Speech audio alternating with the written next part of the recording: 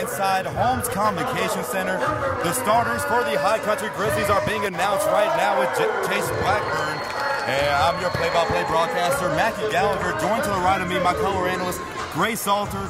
Gray, we have been preparing for this game for months and weeks, and on paper, this looks like it's going to be a fierce matchup. We talked to both teams before the game, and both teams on defense said it's going to be a sack party, no mercy, and they're going to do their best to win the game. This is going to be a defensive battle in the air with the defensive backs and linemen. What are you going to see from this Rough Rider defense? This Rough Rider defense, Mackie, they are stacked with talent, and it's headed by former NFL superstar Greg Hardy on the defensive line for this Rough Rider team. He is ready to come out fierce as ever. We talked to him before the game, and he said no mercy. He's ready to go at the Grizzlies, but the Grizzlies have been preparing all year. This is a new team with a lot of new faces, and they're going to fight back hard. And like you said, Greg Hardy, a known person to the Carolinas for playing on the Carolina Panthers, on the defensive lineman for the Richmond Rough Riders, along with Kiante Hollis, who he won Arena Football Defensive Player of the Year last season. And right now, we're going to take a quick break as they announce our colors and sing the national anthem here at Holmes Convocation Center.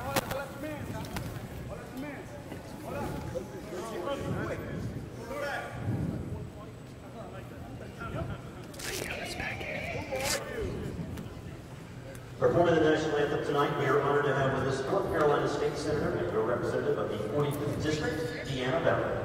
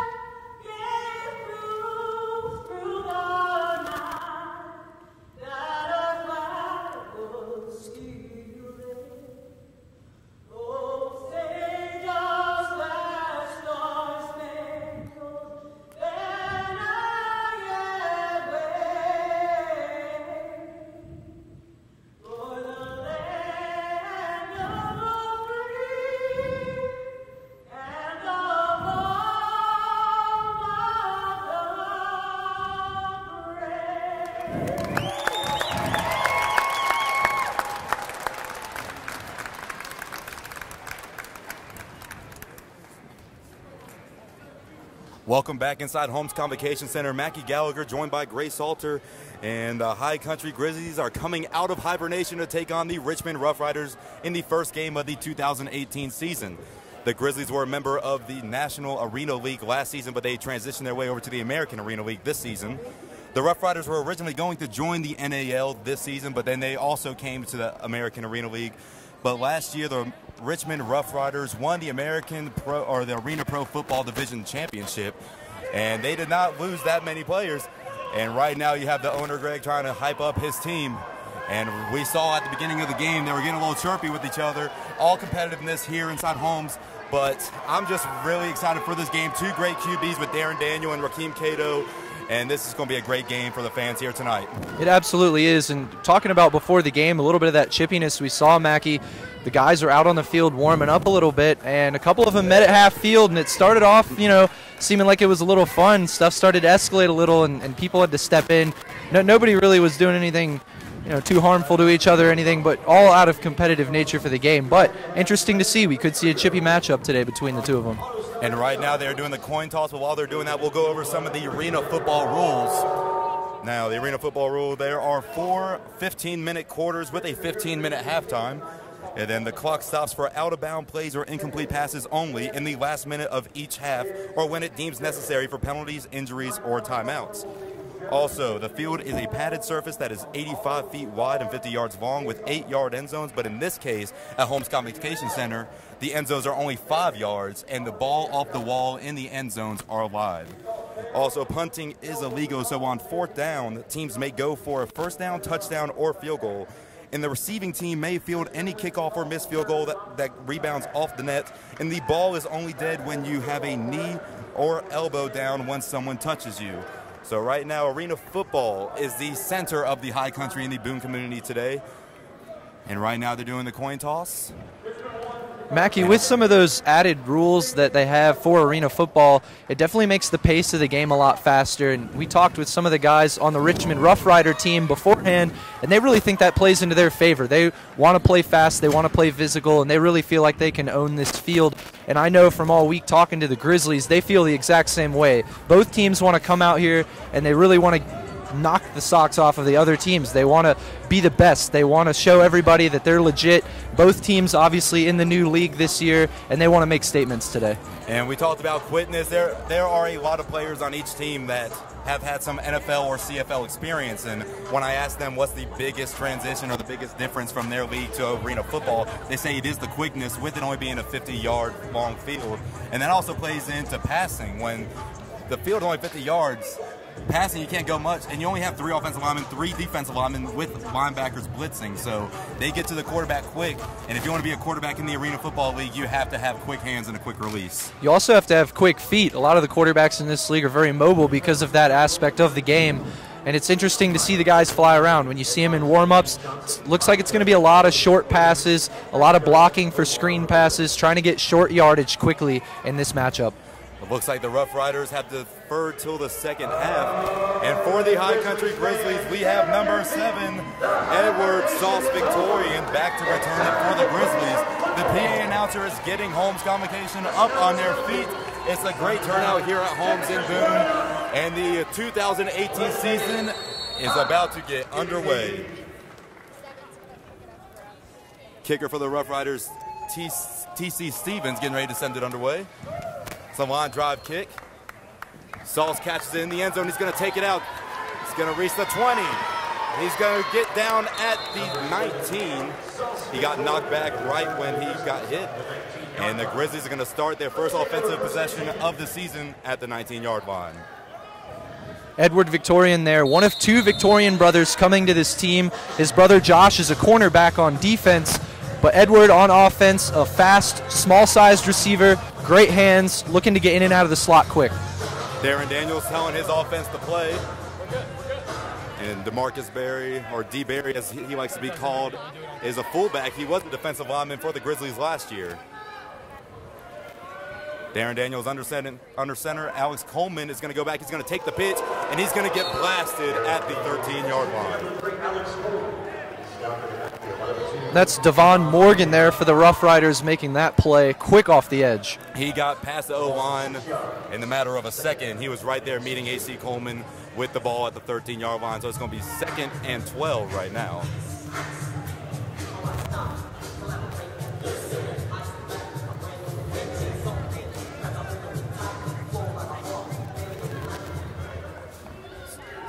Sauce is to Darren Daniels right.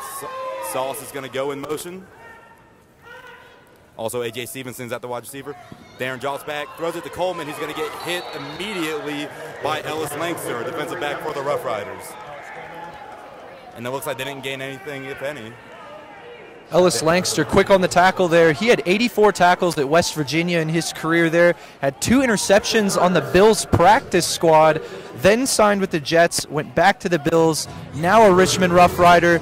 A lot of talent on this team. Like we said before the game, a lot of these guys have seen NFL experience, at very least on practice rosters, if not a couple of them during in-game situations. Oh, the 2-yard completion for A.C. Coleman. So it's 3rd and 15 right now. Edward Sauce Victorian's in motion.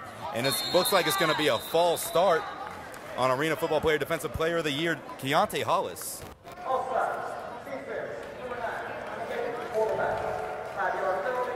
So it's 5-yard penalty, so now it's going to be 3rd and 10 for the Grizzlies. third down, 39. Sauce is going to be back in motion. You have D. Barry beside Darren Daniel.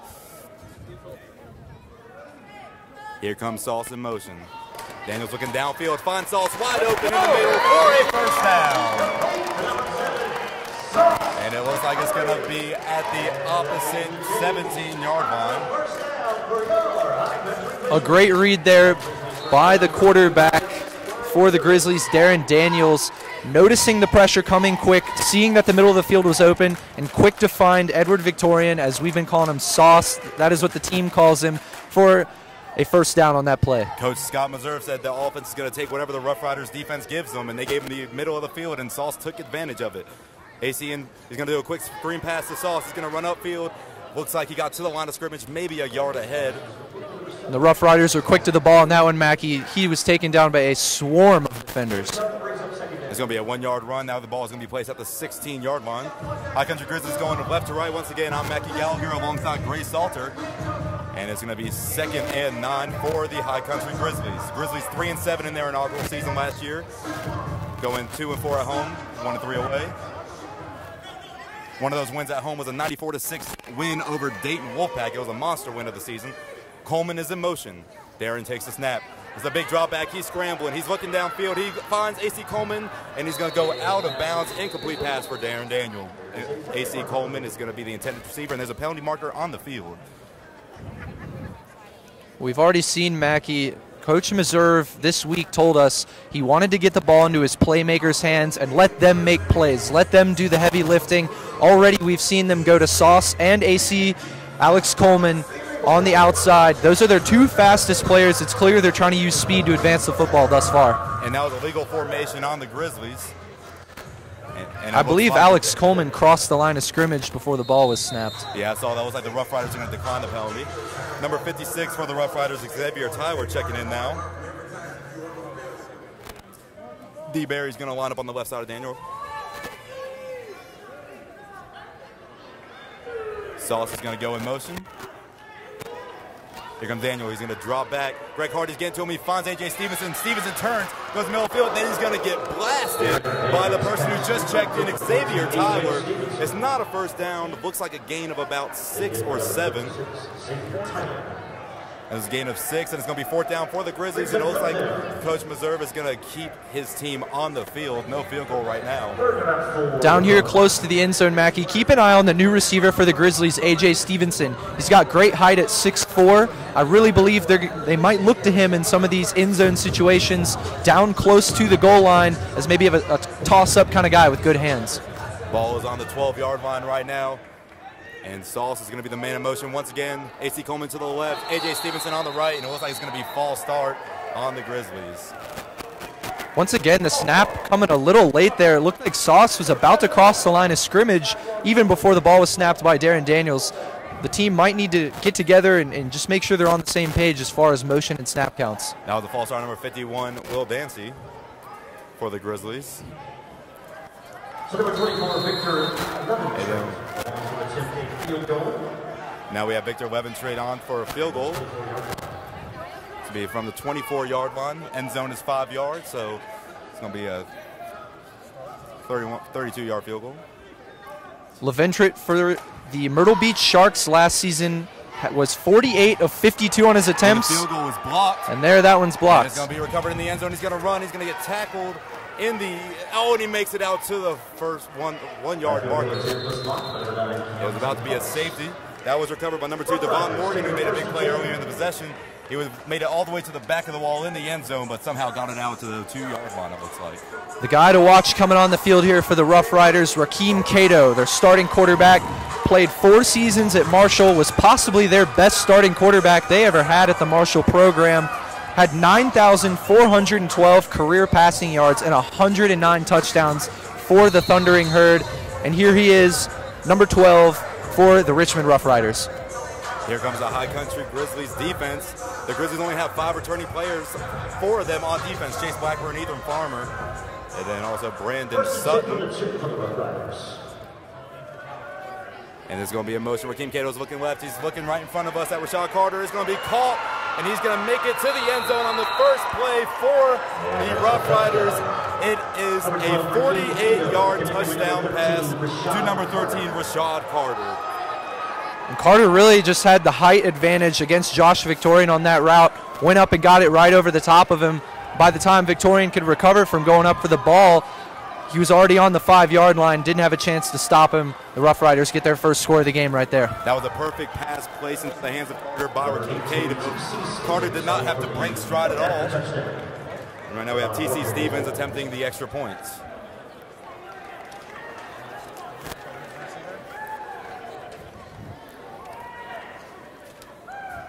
Here's the snap. He's going to kick it, and it's going to get blocked, and the extra point is no good. Looks like it's blocked by number 90, Brandon Sutton, one of the returning players for the Grizzlies. One of the big names on this Grizzly team gets its first field goal block of the season, or extra point block on the first extra point of the season.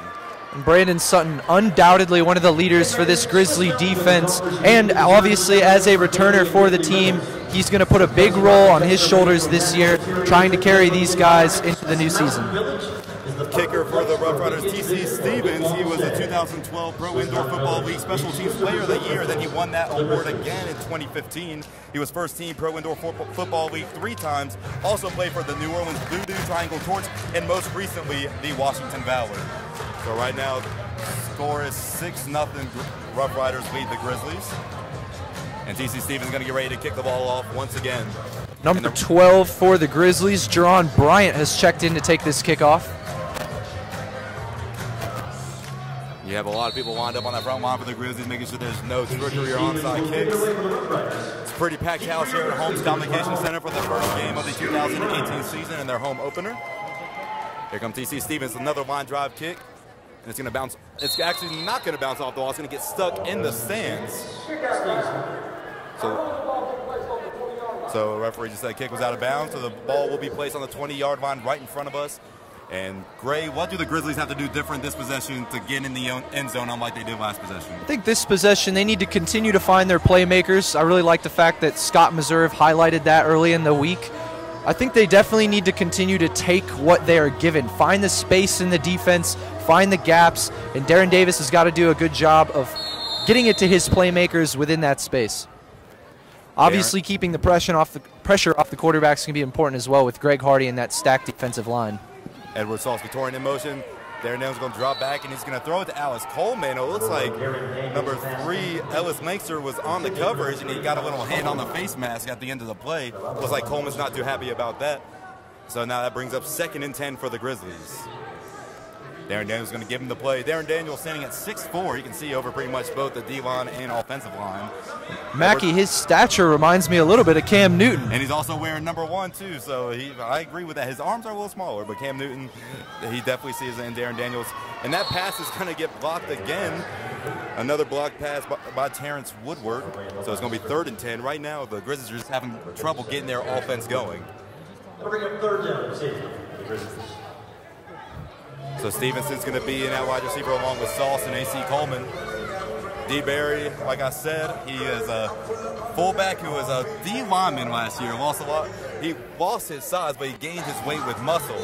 And he's just a big boy behind Darren Daniels. Well, in studying the roster this week, we were a little confused when we saw a defensive lineman from last year and fullback this year on the roster. But Scott Meserve making that transition with him. And it looks like there was movement before the snap got off. Both teams are saying it's the other one. The referee is going to give us a signal right now. It's quite discussion. Both teams pointed at each other. That was a close one to call. So it's going to be offsides on the Roughriders. It's going to be a 5-yard penalty, so it's going to be 3rd and 5 for the Grizzlies. Grizzlies are going to be at midfield at the 25-yard line. Midfield covered in AutoStar Nissan here in Boone, a proud sponsor of the Grizzlies. Looks like Sauce is going to be the primary receiver in motion for this possession once again.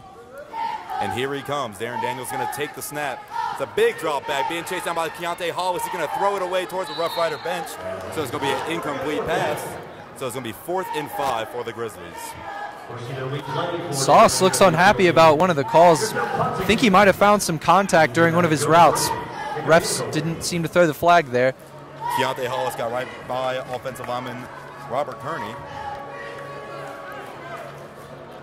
And here comes 4th and 5. Missouri is going to keep his offense on the field. Number 12 for the Grizzlies checks in Geron Bryant. He's got a lot of size to him, a little bit of muscle too. Maybe look to him on this play with him checking in. AC Coleman will be in motion. The ball is snapped to Daniel. He's looking upfield. He's going to throw it to Geron, and it's going to be over his head.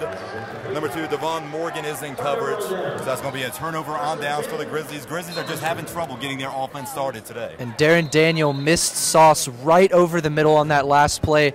Not a defensive back in sight, but the defensive line for the Roughriders putting a lot of pressure on Daniel, and he had to get the ball off quick. Wasn't able to see Sauce open across the middle. The Roughriders have a new defensive coordinator, Law Lewis from Virginia Tech. Last year, they ran the cover 3, which left the middle of the field wide open. And that goes more to Missouri saying they're just going to give what they give us. And that's a lot of coaches' mentality. You just play to your competition. You just make sure you're just going to take the advantage once you have it. So now the Grizzlies will be on defense. Raheem Cato is going to send his receiver in motion. He's going to look downfield towards the end zone again. And it was intended for number 5, Damari Jones. And then Victorian was on coverage. Josh Victorian had a couple NFL stints. He played on the Ravens and the Patriots. And Josh Victorian's been a great defensive back addition to the Grizzlies. Absolutely. Him and his brother both Sauce. We've been talking about him on offense, but you're right, Mackie. Josh Victorian played for the Baltimore Brigade last. He was a second-team All-Arena Honors last season. Here he is again on defense. Here comes Cato. He's looking downfield. And it's off the hands of Ja Valentine. It looks like there was some miscommunication between Cato and number 13, Rashad Carter, who caught the last touchdown because Carter was running a fly. It looked like it was supposed to be a post route, and Ja Valentine was right there, and the ball just went off of his hands. A close call, but now you just got to let it behind you. Ja Valentine will be guarding number 5, Damari Jones, right here on the near side.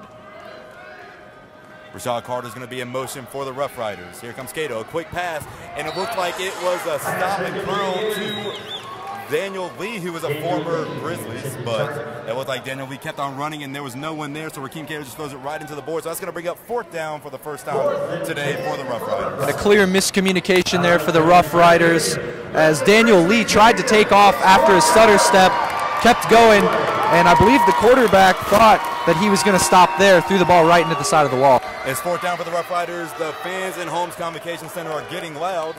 This will be the first stop of the game for the Grizzlies. Raheem Cato drops back. He's getting chased by Kareem Davis. Nobody's in sight, and he has to throw it away over the Grizzlies bench. And that's going to be a turnover on downs for the Roughriders. And the Grizzlies are going to get the ball right where they left off, right here at midfield. Scott Meserve has been talking about his defense all week and how excited he is about the tenacity of this unit. They show it there with the first stop on 4th down against the Richmond Roughriders, and everyone here in the Holmes Convocation Center absolutely loves it. The Grizzlies culture really showing out here today. Kareem Smith was a big addition for the Grizzlies on defense this season. He provided the quarterback pressure, which caused Cato to throw it away. Cato is a big legend at Marshall for the Thundering Herd. He holds the record for most passing yards and most passing touchdowns in school history. So now the Grizzlies look to see if they can get something going on their 3rd possession on offense in the first quarter. Darren Young's going to hand it off to D. Barry for the first time, and the ball's going to come loose, but it looks like he regained possession, and it's going to be a gain of 2 for the Grizzlies. Holding on to that football is going to have to be something that D. Barry gets used to with his new role at fullback for this team, coming off of the defensive line from last season. Now it's 2 yards, but any gain from 1st down is good, so it's going to be 2nd and 8 for the Grizzlies. They break the huddle, and we have Stevenson is checked out for the Grizzlies, and again, Geron Bryant is in. Sizable receiver. Here comes Darren Daniels. He's going to drop back. Pressure. There's a flag. He's going to scramble. A big block. Fantastic block. A huge block on Terrence Warren. Geron Bryant did a great job identifying that Daniel was going to scramble and gets the only linebacker in his way. And Darren gets a little bit of a gain. And it's going to be a penalty. It's going to be a legal formation on the Roughriders. It's going to be 2nd down for the Grizzlies. What a block there that was by Bryant. Really putting his body on the line for his quarterback, Darren Daniel, on that last play. So it's going to be, it looks like it's going to be 2nd and 4, 2nd and 3. Ball is in between the hash marks. 2nd and 3.5 is what we're going to call it. So Darren Daniels is going to be under center once again. QB1 for the Grizzlies this season. Alex Coleman is going to be in motion. Here comes Coleman. Darren Daniel looking downfield, being chased down by Greg Hardy. He throws it to Bryant, who catches it, but he is immediately going to be stuffed right here behind the line of scrimmage. He's going to be stuffed by defensive back Mike Carey for the Roughriders. And the quick throw there by Daniel had to be thrown so fast because of the pressure by a guy we haven't really called yet today, Greg Hardy for the Roughriders. Expect to hear his name a lot more, but on the flip side, credit to offensive lineman Will Dancy for how he's played against Greg Hardy thus far. That's really the first time we've seen Hardy in the backfield against the Grizzlies today. Well, that's the end of the first quarter. The Roughriders lead the Grizzlies 6-0, and we're going to keep it here for the quarter break. The Grizzlies, like I said, were in the National Arena League last season, made their way to the American Arena League. Brandon Sutton, I'm going to tell him in practice, he seemed like he was very happy about that move. A lot of competition here in the American Arena League, and we're going to talk about the defensive line for the Roughriders. You have number 9, Kiante Hollis.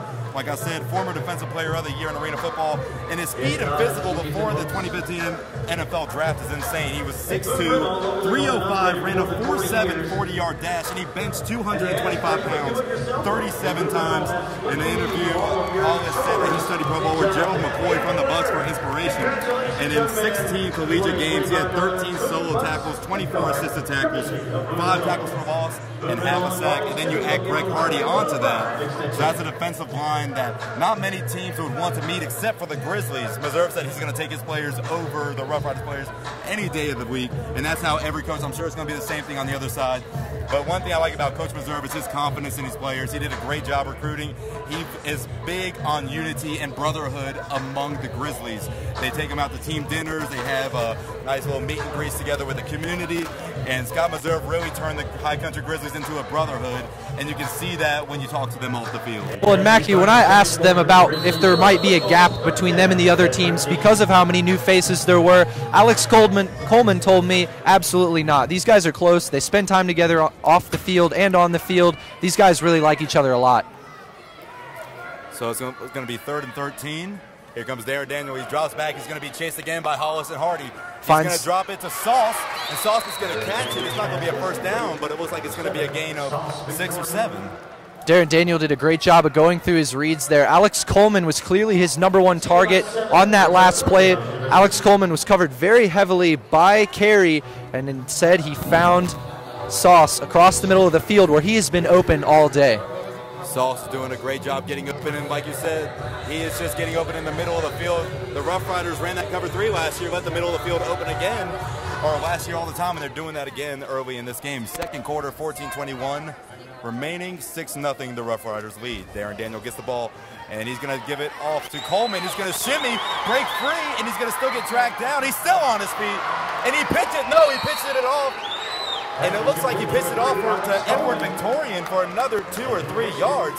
What a heads-up play by Coleman. Great heads-up play there by Coleman, getting the ball to Edward Victorian for the extra yard gain there.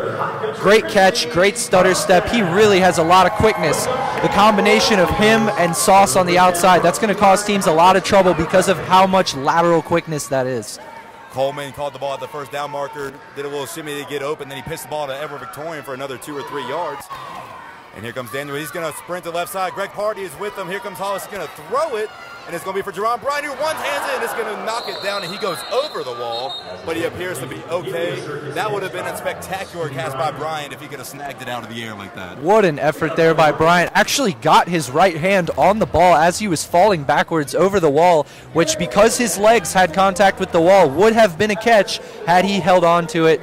Looks like the penalty is going to go on the Roughriders, though, and this will be another first down for the Grizzlies, moving down close to the goal line of the Richmond Roughriders. Darren Daniel is 5 for 9 on the night so far, and it's going to be 2nd down for the Roughriders.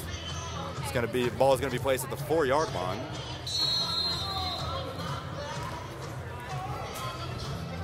So this is where blocking that defensive line is going to become really important for the Grizzlies O-line. They've got to keep the pressure off of Darren Daniel. So Darren Daniel is going to send Alex Coleman in motion. Here comes Daniel. He's going to hand it to D-Barry. D-Barry's going to power his way through, get a gain of about 3 down to the 1.5-yard line. D. Barry, that converted defensive lineman, is a big presence for this Grizzlies offense, and he's barreling his way through that monster defensive line for the Roughriders, and the ball is going to be placed at the 2-yard line. Mackey, with a running back of that size, I would love to see them on these goal line situations use him effectively, but also throw in a little play action. Teams are going to be expecting you to hand it to the big guy. Maybe we see play action to a receiver. Darren Daniels going to keep the ball for a QB sneak, and nothing's going to go. He's going to be tackled by Greg Hardy, who falls on top of him. Darren Daniel had 3 receivers to the right, or to the left, excuse me, so now it's going to be 3rd down for the Grizzlies. And that is Greg Hardy's first career tackle for the Richmond Roughriders. Greg Hardy is an MMA fanatic. He won his first ever mixed martial arts match with a 32-second knockout. And he says he loves training mixed martial arts and applying that to football with using his power to overcome the offense and having quick hands. But right now, the Grizzlies are doing a good job containing him. Greg Hardy's getting to the backfield some, but Darren Daniel is getting the ball away. So it's going to be 3rd and 2 from the 2-yard line. This is the biggest threat of the game for the Grizzlies so far. Here comes Darren Daniel, and the play is going to be called dead. It's going to be a penalty.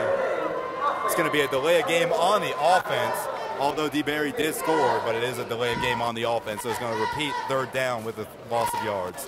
Mac, you were talking a little bit about Greg Hardy and his MMA career. When we talked to him before the game today, he told us that his MMA career has helped him with his footwork and his hips and his hands, and it has improved his play at defensive line, actually, with the time he took off from football after leaving the NFL. So it's going to be a 5-yard penalty on the Grizzlies. And the ball is going to be moved back to the 7-yard line. Right now, since the 2nd quarter, Grizzlies are moving right to left, 7-yard line from the red zone. And it's going to, Geron Bryant's going to be sent in motion. Daniel's going to draw back, looking for a receiver. Doesn't find anybody. He's going to throw it. He's going to find Sauce, who dives, but the ball cannot land in his hands. Darren Daniel just led him a little too much, but it was a great opportunity. Sauce put all the effort he had to dive and try to catch that ball.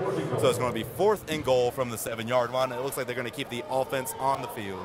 I love the aggressive mindset here from Coach Scott Meserve to keep the offense on the field and try to score here. Darren Daniel had Sauce open again on that cover 3 defense in the end zone, just missed him by a hair, underthrown.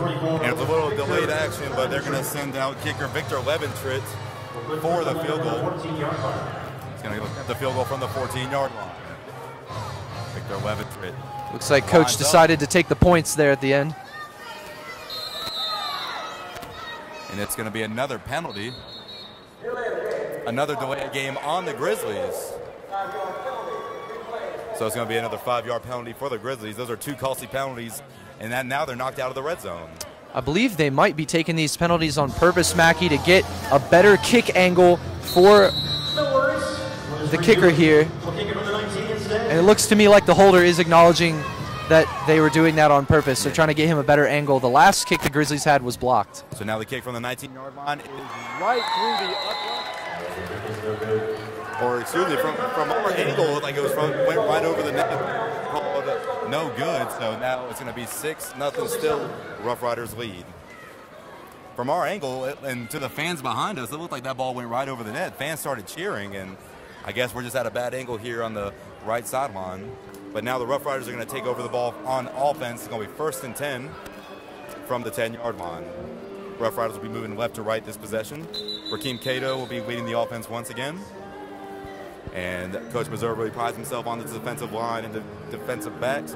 You have Chase Blackburn, Ethan Farmer, Brandon Sutton, Bream Smith.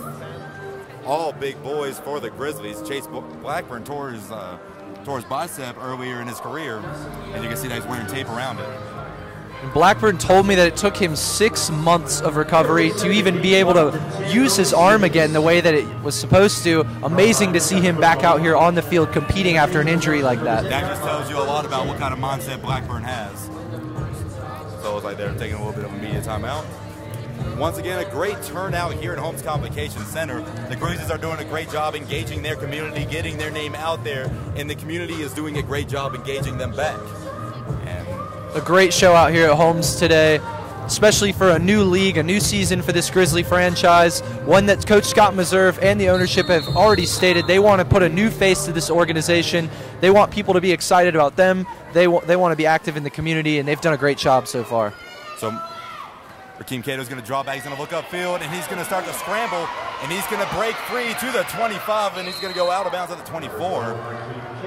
And number 5. Sean Potts-Harris closing in on him there.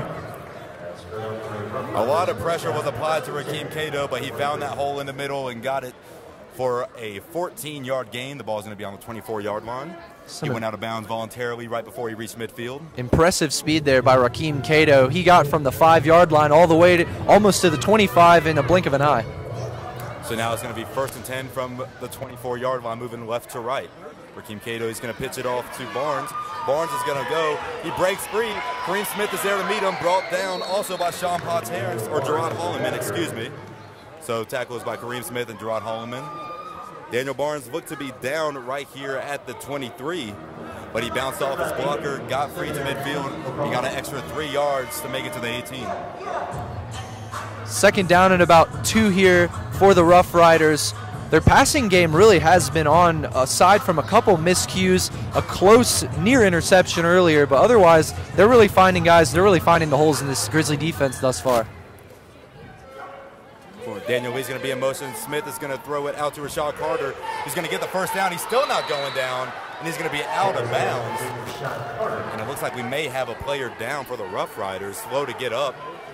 Daniel Barnes is one of them. He's still on his hands and knees. And then we have Damari Jones, who's also down for the Roughriders. Number 4, Ja Valentine, trying to plead his case that he got the ball carrier down prior to the 1st down marker, but the referees moved the chains anyway, and it's going to be 1st down Richmond Roughriders. So it's going to be 1st and 10 for the Roughriders from the Grizzlies' 12-yard line. So now we have another wide receiver, Ray Mack, checking in for the Roughriders. The Grizzlies' defensive backs are a lot undersized compared to some of these Roughriders players, but that's where they need to have their speed come into play. Speed is going to be a big factor for the Grizzlies this whole season, being a little bit undersized. They have to close in on the ball quickly today. Rakeem Cato is going to be in shotgun. The play is going to be called dead.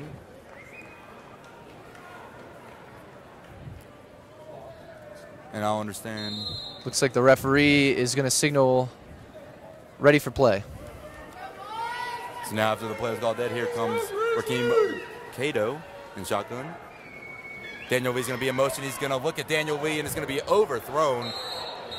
And any ball off the wall is live, but it did hit the metal part of the stand, so that is considered a dead ball. If it hit about a foot lower, that could have been a live ball and almost an interception for the Grizzlies. What a big play that would have been for the Grizzlies. Down right now, 6-0 with about 7 minutes left in the 2nd quarter. But these live back walls, a very interesting concept, very special here at Holmes Convocation Center with only 5-yard end zones. Normally it's 8 to 10, only 5-yard end zones here, but the back wall is live for everything, players and the ball. It'll be exciting to see if somebody capitalizes off that extra rule. Here's a snap to Cato. Cato's going to do a 3-step drop. He's going to get pressured by Sutton, and he's going to throw it away. It's going to be Sutton and Geron Holliman on the pressure. Brandon Sutton, one of the 5 returning players for the Grizzlies. Sutton has been playing arena ball for quite a while, over 7 years. He had a concussion back in 2014 that sidelined him from football, and he didn't know if he was going to play football ever again, but then he had to try out with a triangle torch with former Grizzlies coach Joe Resignalo, and he said he just found his love for football once again, and now he's on the Grizzlies for the 2018 season. Here comes Rakeem Cato. He's looking right. He's going to throw it to Daniel Lee in the same exact spot as it did last time. It's going to be incomplete off on top of the wall. So it's going to be 4th down for the Roughriders. And that was absolutely the same route from Daniel Lee and the same throw that you saw from Rakeem Cato, and just about the same result. Little overthrown off the top corner of the wall, making contact with that metal part of the stands, making the ball dead on the play. 5:35 left in the 1st half. Roughriders lead the Grizzlies 6-0. After that first, Roughriders scored on their first play on offense in the 1st quarter. Here comes Cato. Cato's going to scramble. He's going to be chased down by DeBerry, and he's going to find Daniel Lee wide open in the end zone for another Rough Rider touchdown. And the Grizzlies were clearly in zone coverage there in the end zone. And Daniel Lee really just found the gap, and his quarterback, Rakeem Cato, found him too. Cutting across the middle, found him just off the right side of the center of the end zone for the touchdown there. Brandon Sutton and DeBerry were applying pressure, and it looked like that Rakeem Cato was going to either cross the line of scrimmage or go down, and then that left a window for Daniel Lee to catch a touchdown. And now The Rough Riders lead 12-0 pending this extra point.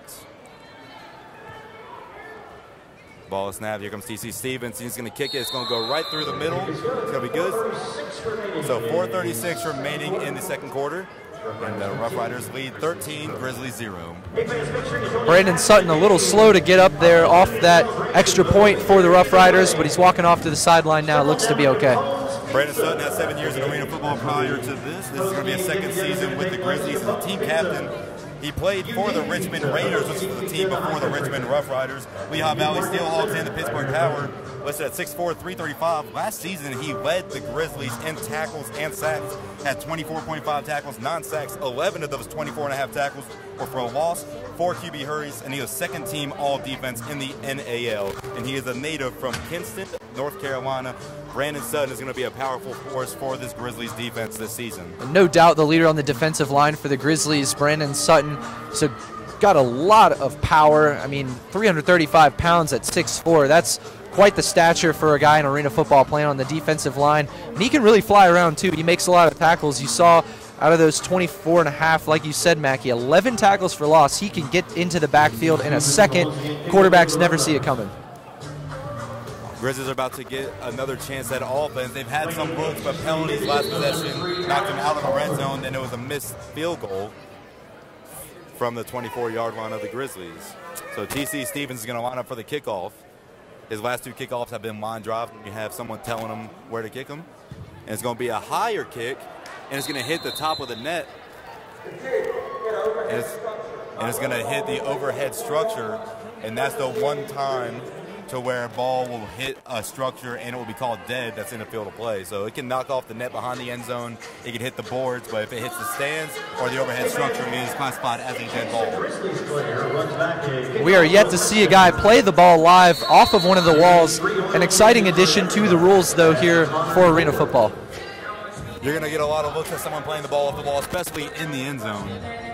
So the Grizzlies are going to start at the 20-yard line, moving right to left.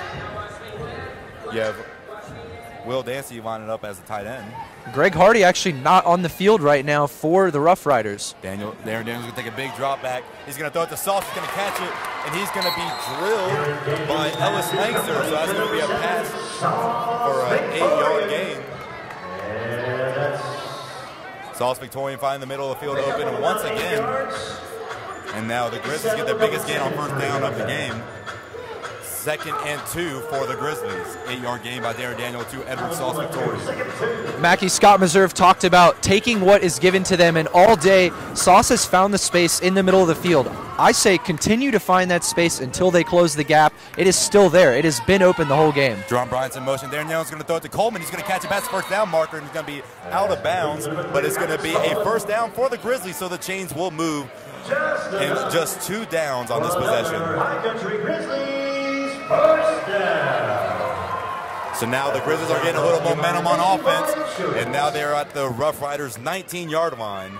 Will Dancy is going to clarify himself as the tight end. Once again, Geron Bryant is going to line up to the right. Sauce will be in motion. Alex Coleman on the near side. Darren Daniels is going to send Sauce in motion. Here's a snap. He's going to hand it to D. Barry. D. Barry is going to get loose for about a 4-yard gain, but a flag is on the field. They continue to hand it to D. Barry on the weak side. Kind of a quick handoff, a little unexpected. The big guy can get himself forward for a couple yards almost every time. So that's going to be holding on offensive lineman Robert Kearney for the Grizzlies. So it's going to be a 5-yard penalty, and they're going to repeat first down.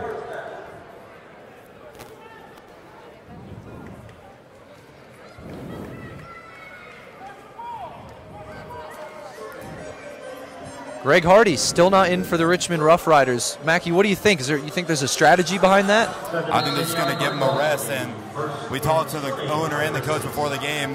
Greg Hardy is not the only defensive lineman on their line. They have a lot of depth at the defense, so they're going to give everybody their rotation. Excuse me, it's going to be a 10-yard penalty. So Daniel's going to find Edward Sauce wide open in the corner or in the middle of the field again, but it's going to go through his hands. So it's going to be 2nd and 20 for the Grizzlies. And once again, Edward Victorian wide open in the middle of the field. The Rough Riders have not once yet closed that gap off from the Grizzlies. They have to continue to find that space and force the Rough Riders to adjust to their style of play. It's going to be 2nd and 20 for the Grizzlies. Darren Daniels going to give his huddle the play. And you have Alice Coleman and Edward Sauce Victorian winding up on the near side. Geron Bryant on the far side wall. Sauce will be in motion. Drop back, quick throw to Coleman right here near side. It's going to be caught, but he's going to be dragged down by Mike Carey once again. It's going to be a gain of about 2. Almost all of Coleman's routes thus far in this game have been within 5 or 10 yards. I'd love to see them maybe throw a little bit of variation into his route scheme and release him down the field a little bit. I think the defensive backs guarding him might get caught off guard a little bit with all the little hook routes and stutter steps that he's doing close to the line of scrimmage. Coleman is definitely a playmaker, so if you get the ball to him, he will make something happen. He has not been brought down at the initial contact this whole game so far. He gets free at least for a second. So Will Dancy is going to be the tight end. Sauce is in motion, and it's going to be another flag on the field. It looks like it's going to be a false start on the offense. Looks like it's going to be on Robert Kearney. But they were calling a false start, but now he stopped. So I don't know if they're discussing if it was on the defense or not. Looks like they're moving the chain backwards. So that's correct. It's going to be a false start on Robert Kearney. It's going to be another 5-yard penalty for the Grizzlies. 3rd and about 12 here. Greg Hardy is now checked back into the game for that D-line. Greg Hardy, just a physical presence out here with a lot of these other guys. He stands tall above the rest. He's actually slimmed down a little bit from his NFL days because of all his mixed martial arts work, but still a monster presence nonetheless. Well, Dancy is going to be the tight end. Alice Coleman is going to swing left to right. He's going to be in motion. Darren Daniel looking right. He's scrambling. It looks like he's about to throw it downfield. He throws it, and it's going to go over the heads and off the hands of a fan. And so we have a Rough Rider player down. Appears to be Malik Johnson, a linebacker for the Rough Riders. And Darren Daniel just couldn't find anything downfield, so he played it safe and threw it away. So it's going to be a personal foul, roughing the passer, and it's going to be an automatic first down for the Grizzlies. But Malik Johnson is still down. Malik Johnson hasn't moved since I saw him go down, Mackie. All you can really see him do is breathing. Not a great sign here for him. He's got his arm stretched out in a very awkward fashion. I wonder if it has something to do with that arm or his shoulder, but the team is looking at him right now. But hearts go out to Malik Johnson. Everybody hoping he's going to be okay. Right now, Darren Daniel is 7 for 12 passing, averaging 3 yards per attempt. He has 36 yards passing so far in the game. And it looks like Malik Johnson is getting helped up. I didn't quite see what happened. I took my eyes off the play when the ball came zooming right by my head. Or excuse me, it looked like number 8, but his jersey was curled up. It's going to be actually Arena Football Player, Defensive Player of the Year, Kiante Hollis. It looked like it was a number 8 with his jersey curled up on his shoulder pads, but he ran off the field on his own power, so that's a good sign. The Rough Riders love to see that. Kiante Hollis is such a big part of that defensive line rotation we've been talking about. Probably the next most coveted player on that line, aside from Greg Hardy coming from the NFL. And before the game, he told us this was going to be a party. It was going to be a sack party, and there was going to be no mercy. And he clearly is playing with a lot of physical aggression, putting his body on the line like that. Alex Coleman has been making his name heard on this Grizzlies offense. All-American back in his career. Product of Capital University, where he is one of 3 players with 1,000 or more kick return yards. And speaking of Coleman, he's going to go left to right, or right to left, excuse me. Darren Daniels going to find Coleman on the near side, and he's going to get tackled right into the wall. He's going to be tackled by Ellis Lankster. And it's going to be a quick gain of about 4. So 2nd and 6 for the Grizzlies.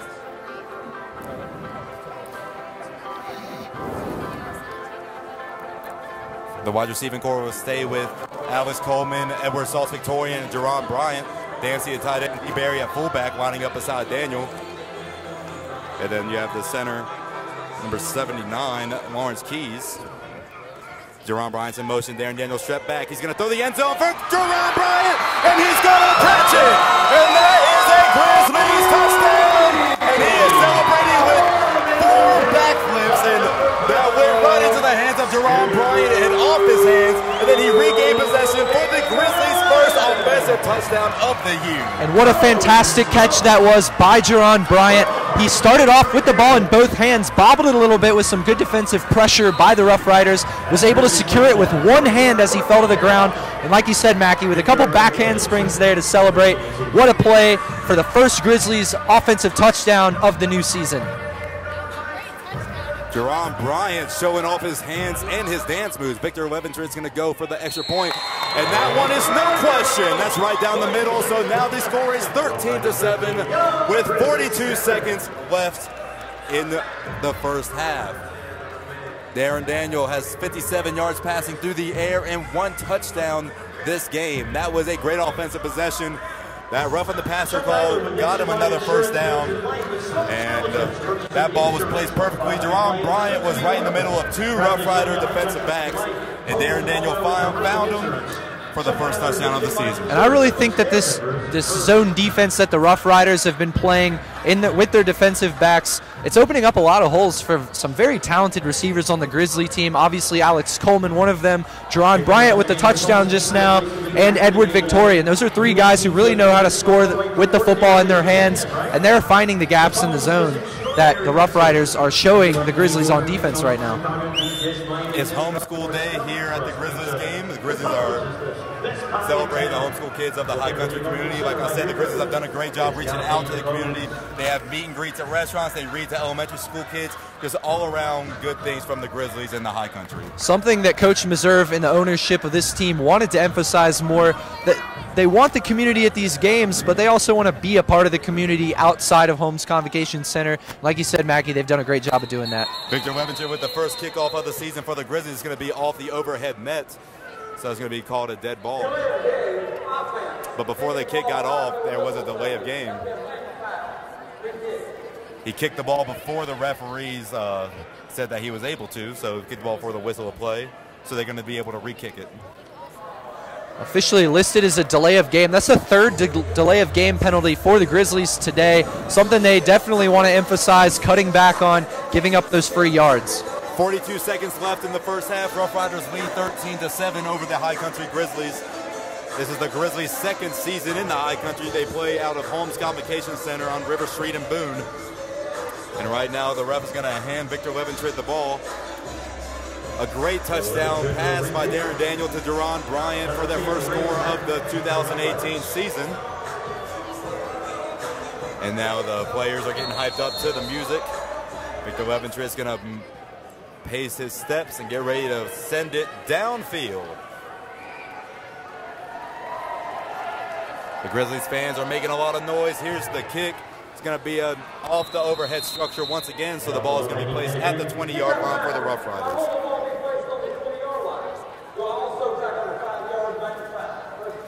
Victor Leventritt, he played for the Myrtle Beach Sharks in the AIF last season and put up 48 of 52 attempts through the uprights. So Victor Leventritt was a good kicker to add to this Grizzlies roster. And I talked to Coach Meserve, and he said that he went as far as Hawaii to recruit some of these players. And it's a whole new team and a whole new family here in the High Country.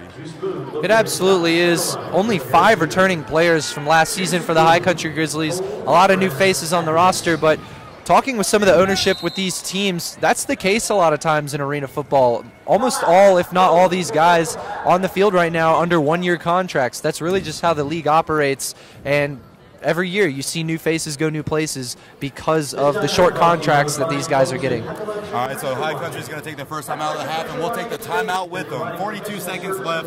Roughriders lead 13-7. And they do more than just pressure wash.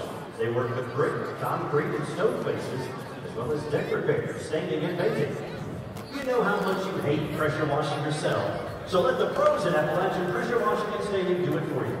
They're happy to visit with you and give you a free estimate for your project.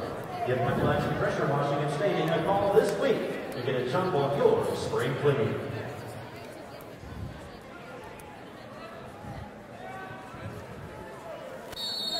And we're back here at Holmes Convocation Center. First play of the possession getting underway. Rakeem Cato in the shotgun. Daniel Marnes is in front of him. Rashad Carter in motion, going downfield. He's going to launch it downfield, and it's going to be caught by Rashad Carter.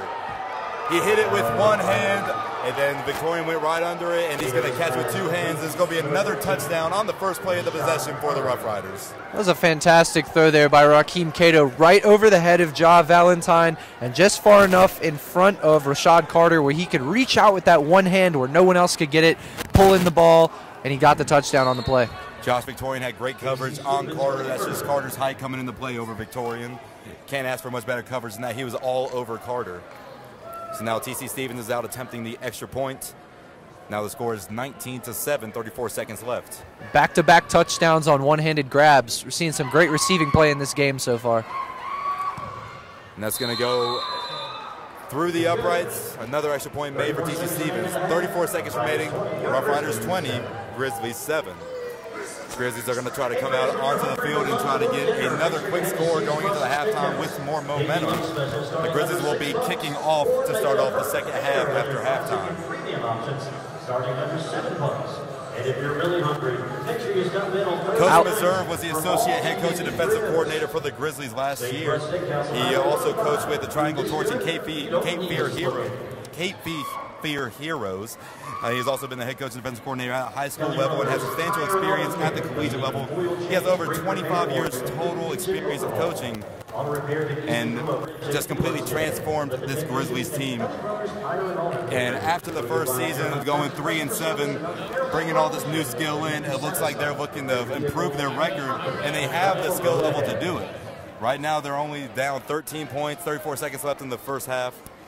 And I'm sure once they go in the halftime, talk it over, they'll come up with more new strategies to defeat this Rough Rider team. Well, they absolutely brought in a lot of speed, a lot of talent, and Scott Meserve went all over the place looking for these guys. Did a great job of bringing in not just the right guys talent-wise, but the right guys character-wise for this organization.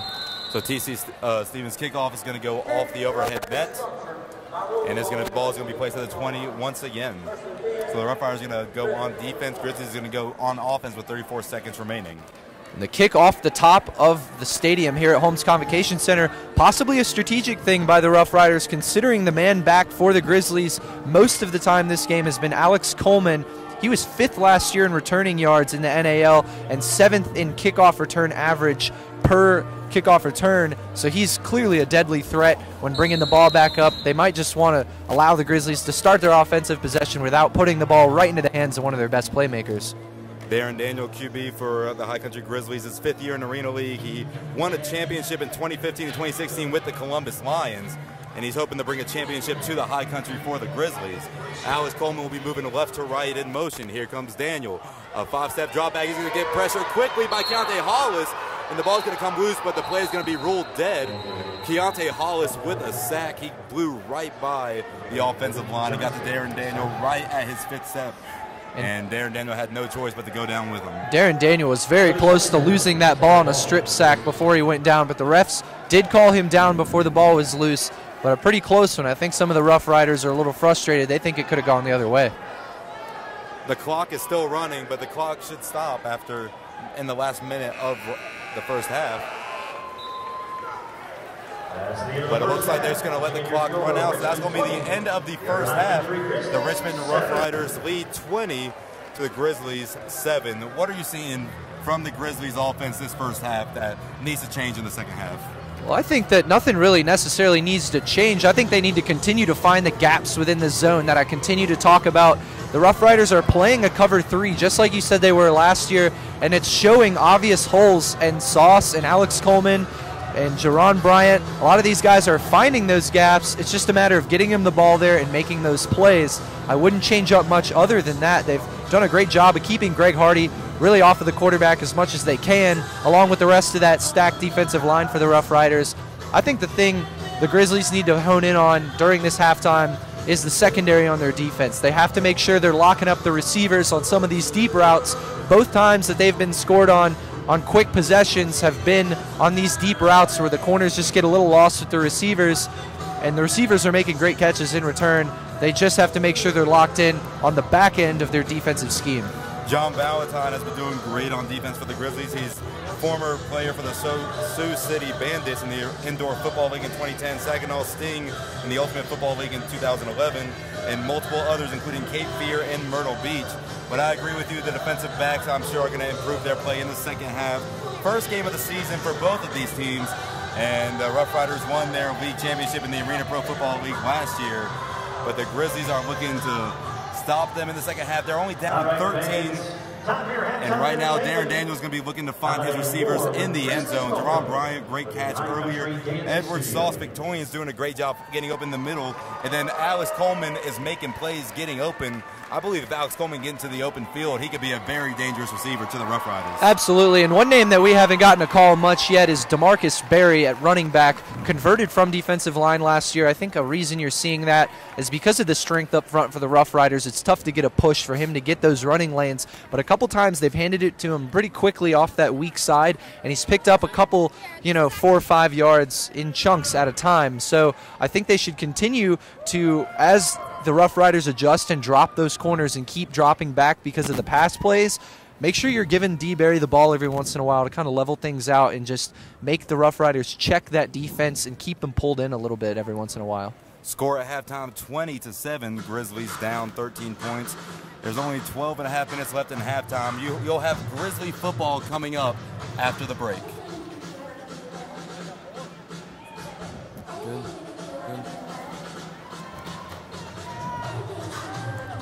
Hello?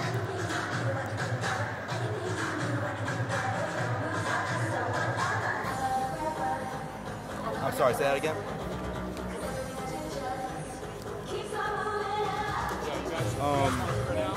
Like during like field timeouts? Yes, that would be fantastic. Thank you.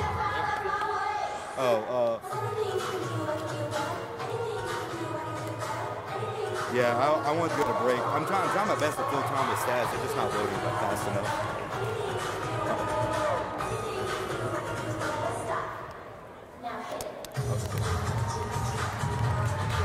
So when you do that, that means we're muted? Okay. All right. Gotcha. Yeah, I'm kind of chopped. I'm not too proud of my call right now, but what was the thing with YouTube? Because the owner tried coming up here. He tried holding a conversation during the broadcast.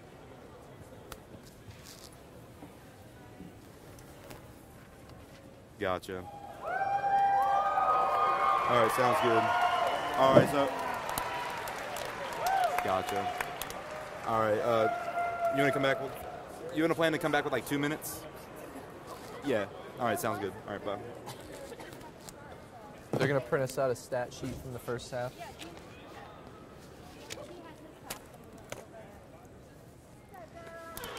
Damn, dude, that sucked. Wasn't that bad? I said. It's the hardest part is that we can't hear each other. I know. I keep having to like lean in to hear you. Yeah, just try to like be out like right when the play starts. Yeah. No, I know. Sometimes I'm trying to wrap it up, but I don't want to make it sound bad. No, so yeah, it's you're like, good. if you have to, if I ever go over it, one thing that Braxton and I did a little bit was just start a little behind. Like if if they snap it and then I give it to you, then be like, ball snap. You know what I mean? But we're on TV now. It's not radio. You're right. That's what I mean. You're right. We're not TV, but video. Yeah. You're right. I'll try to get it to you before. But I also, I'm just trying to get in some good points, like coherently. I can't get this.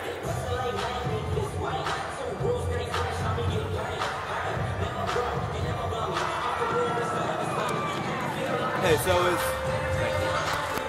I was gonna ask, is average per game the amount of yards they have right now? What's up? Where's passing? Like, do we have total passing yards, or is that the average per yard per game? Is this the total passing yards? Average per game? Yeah, I think so. All right. It's right here, the passing. Richmond Roughriders, 91 yards. Ours, 74 yards. Gotcha. Yeah. Appreciate it. Yep. That's just the team comparison, so it might not show you. It's just going to show you yards for the team comparison, and this is like more in depth. Gotcha. Appreciate it. You have an extra one of those by any chance? What's up? You have an extra one of those by any chance? I can print one out for you. I appreciate that. Yeah, Thanks, man. I think this is part of yours too. It's just like the score report.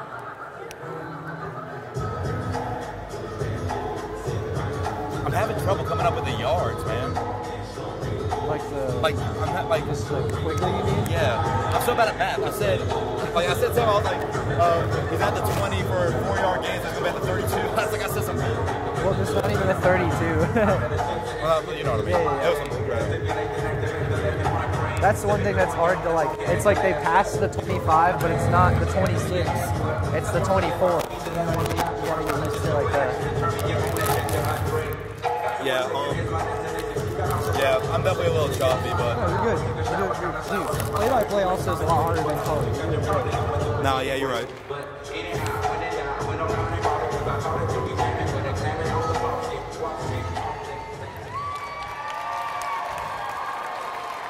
One more time for the High Country Dance Studio.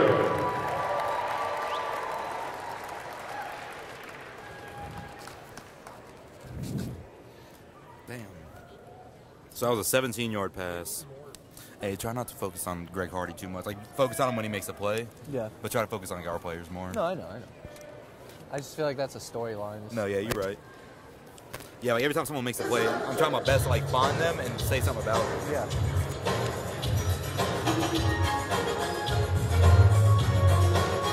Thanks. All right, fans. This should be fun. Auto Star of Nissan is sponsoring a field goal kicking competition. Looks like we got 2 contestants. They're going to kick from the 15.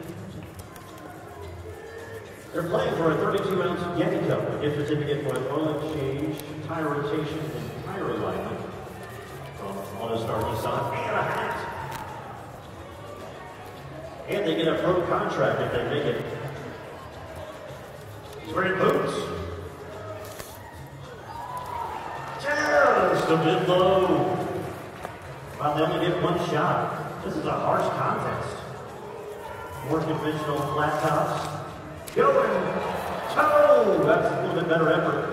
A little bit short though.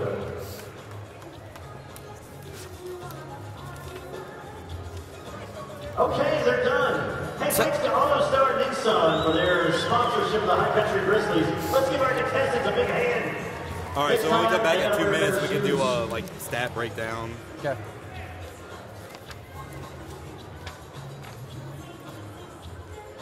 And now put your hands That was a quick together first for half. High Country Cheer. It was.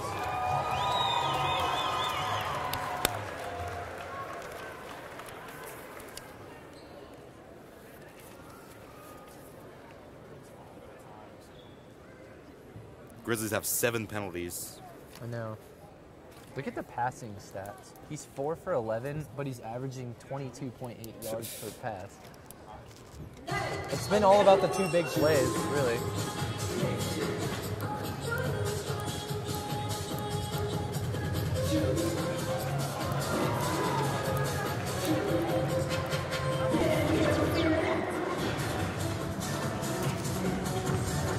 Oh shit! Look at that.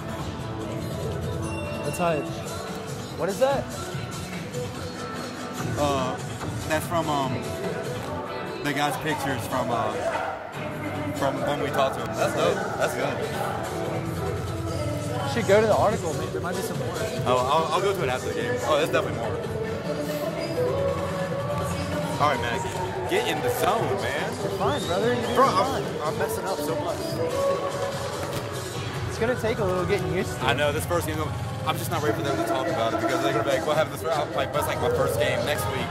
Like now I'll know how to prep. Now I know like the format of a game. Cause like it is quick. It's hard to get in some of these like stats. Yeah, it is. Well, that's the thing is color. It's hard for me to like say stuff in time for you to call the play.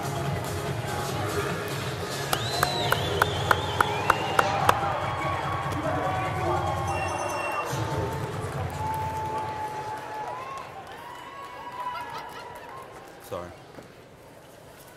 My computer's alive still.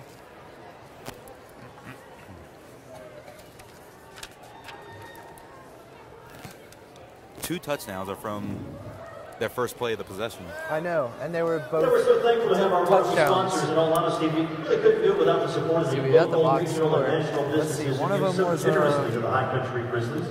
Make sure that you 48 support all yards. those Yeah. who support us, like Subway.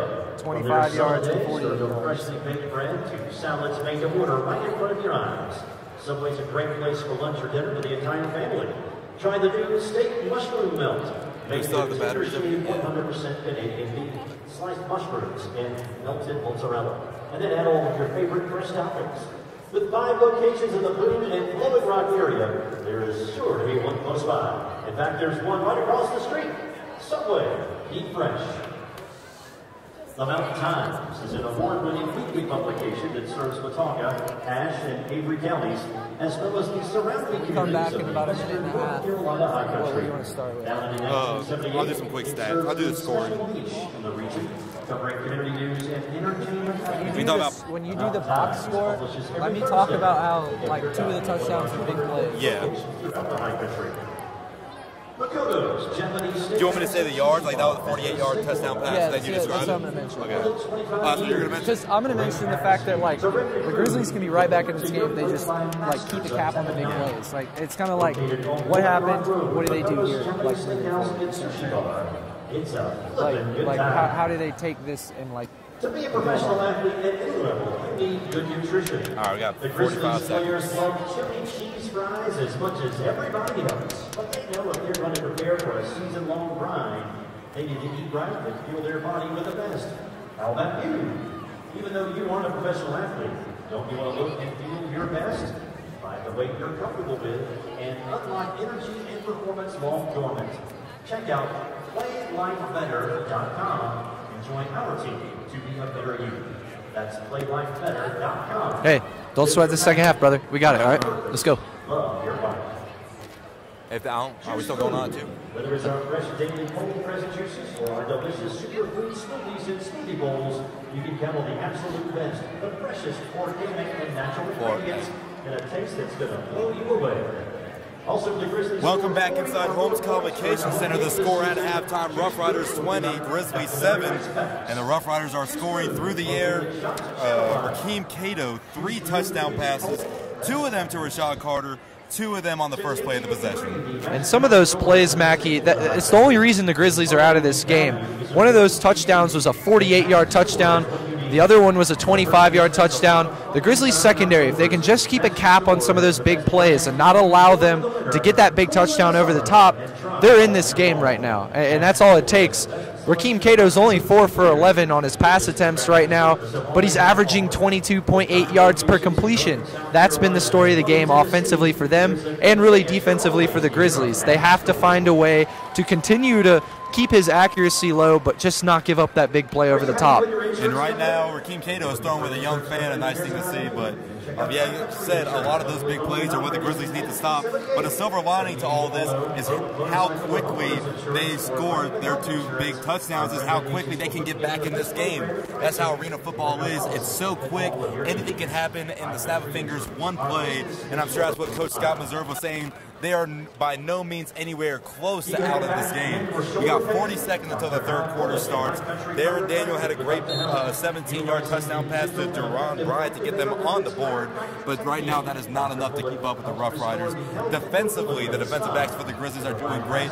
D-line is doing a great job getting to the quarterback, but every time Rakeem Cato scrambles, there's no one in the short side of the field to stop him. He gets a big gain. Yeah, and a lot of that comes from, I think that they're trying to put a lot of pressure on them up front with those initial defensive linemen, but they're also dropping a lot of guys into the secondary to make sure he's not getting that quick throwaway, and in return, it's given a lot of space to scramble around in the middle of the field.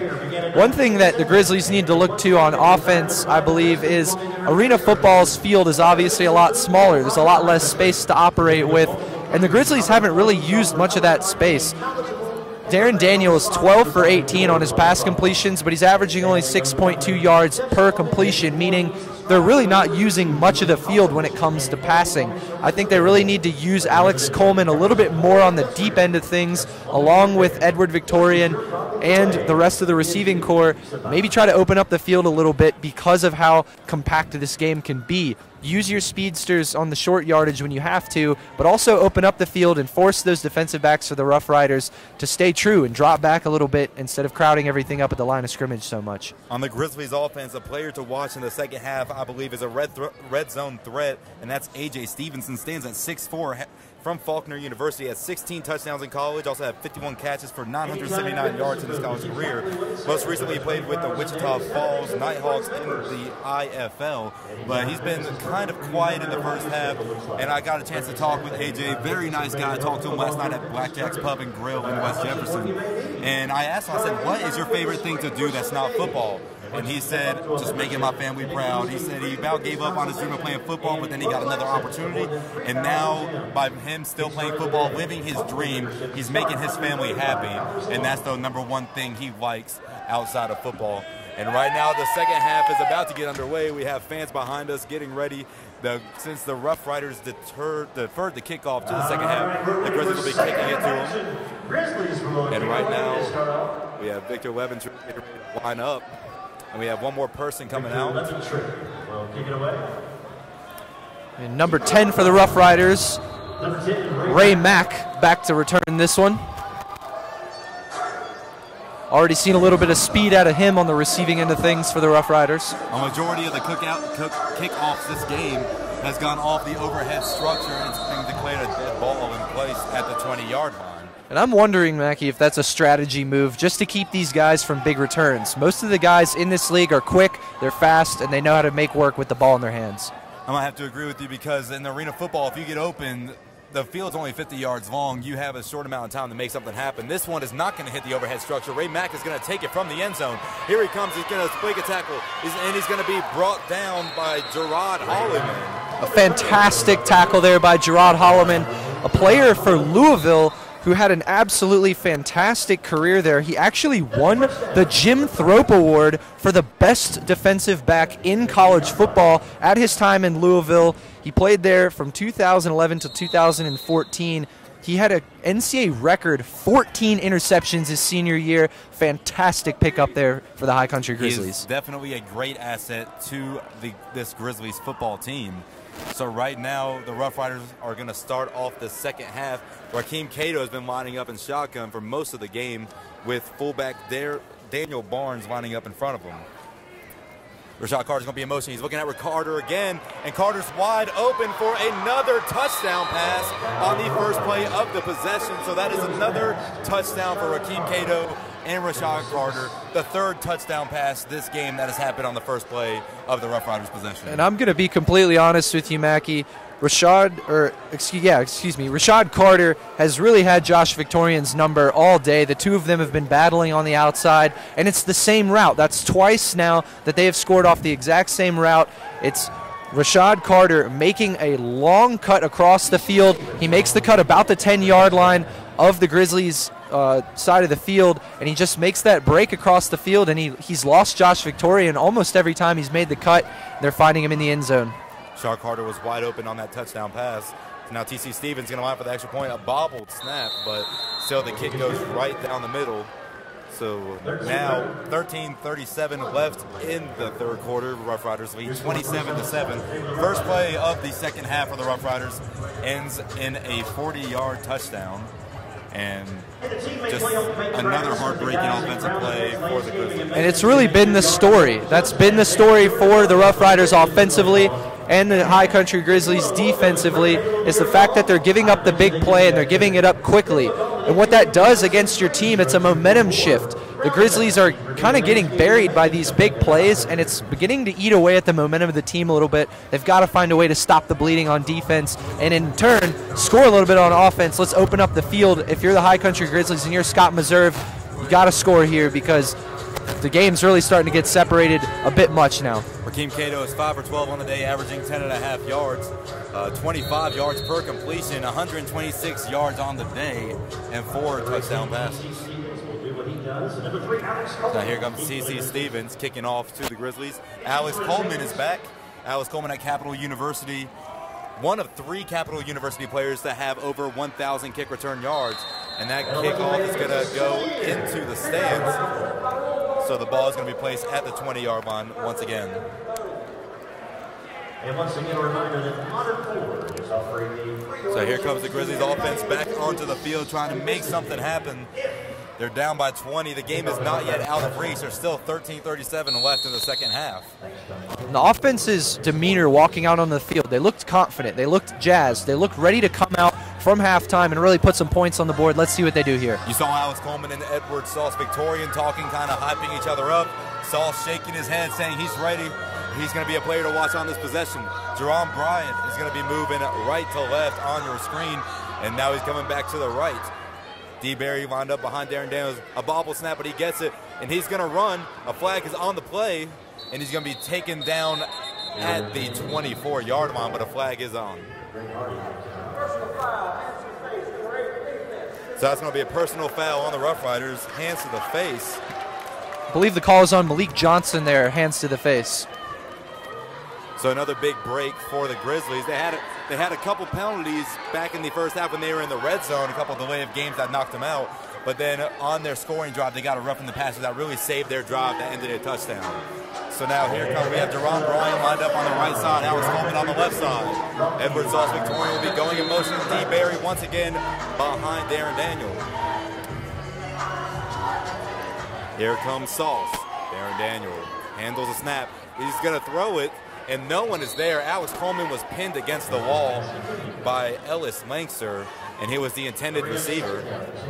Good defense there by Langster to keep Coleman kind of up against the boards. Didn't really give Daniel a chance to find his target in the end zone, along with the pressure of that defensive line we've been talking about for the Roughriders. So now it's going to be 2nd and 10 for the Grizzlies. Moving left to right, they are on the Roughriders' 17-yard line.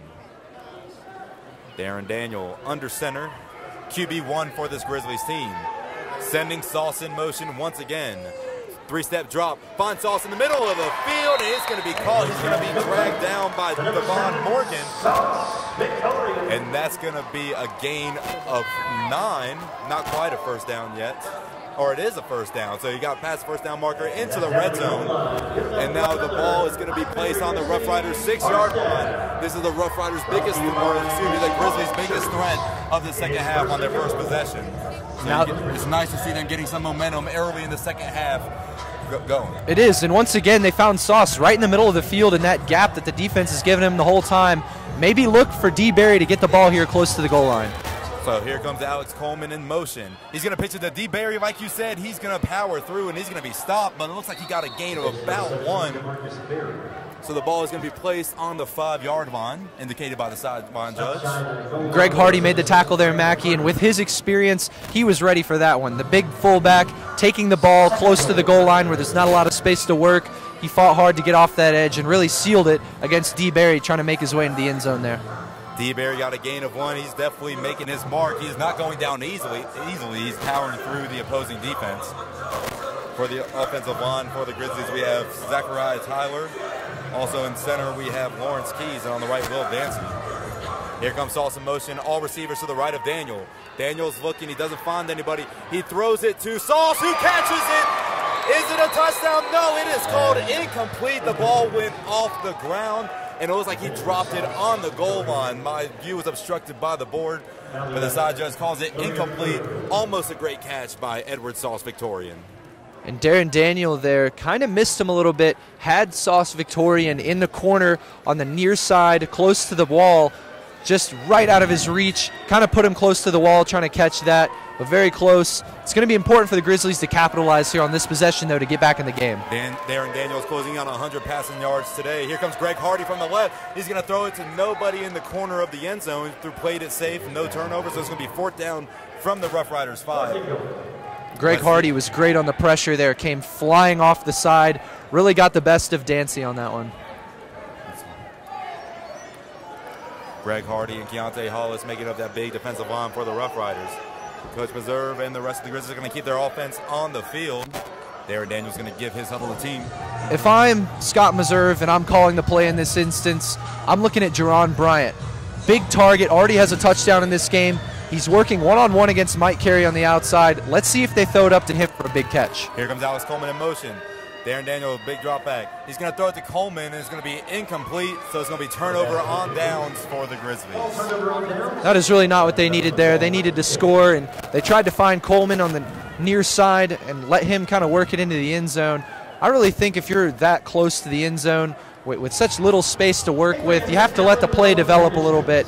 There wasn't really enough space for Coleman to do much. If you'd have waited a little longer, Daniel, I think you'd have had a couple guys maybe floating around the end zone, but that defensive line making it very hard to be patient on the offensive side of things for the High Country Grizzlies. So now the Rough Riders are going to take another chance at the end zone. The Rough Riders will be moving right to left in the third quarter.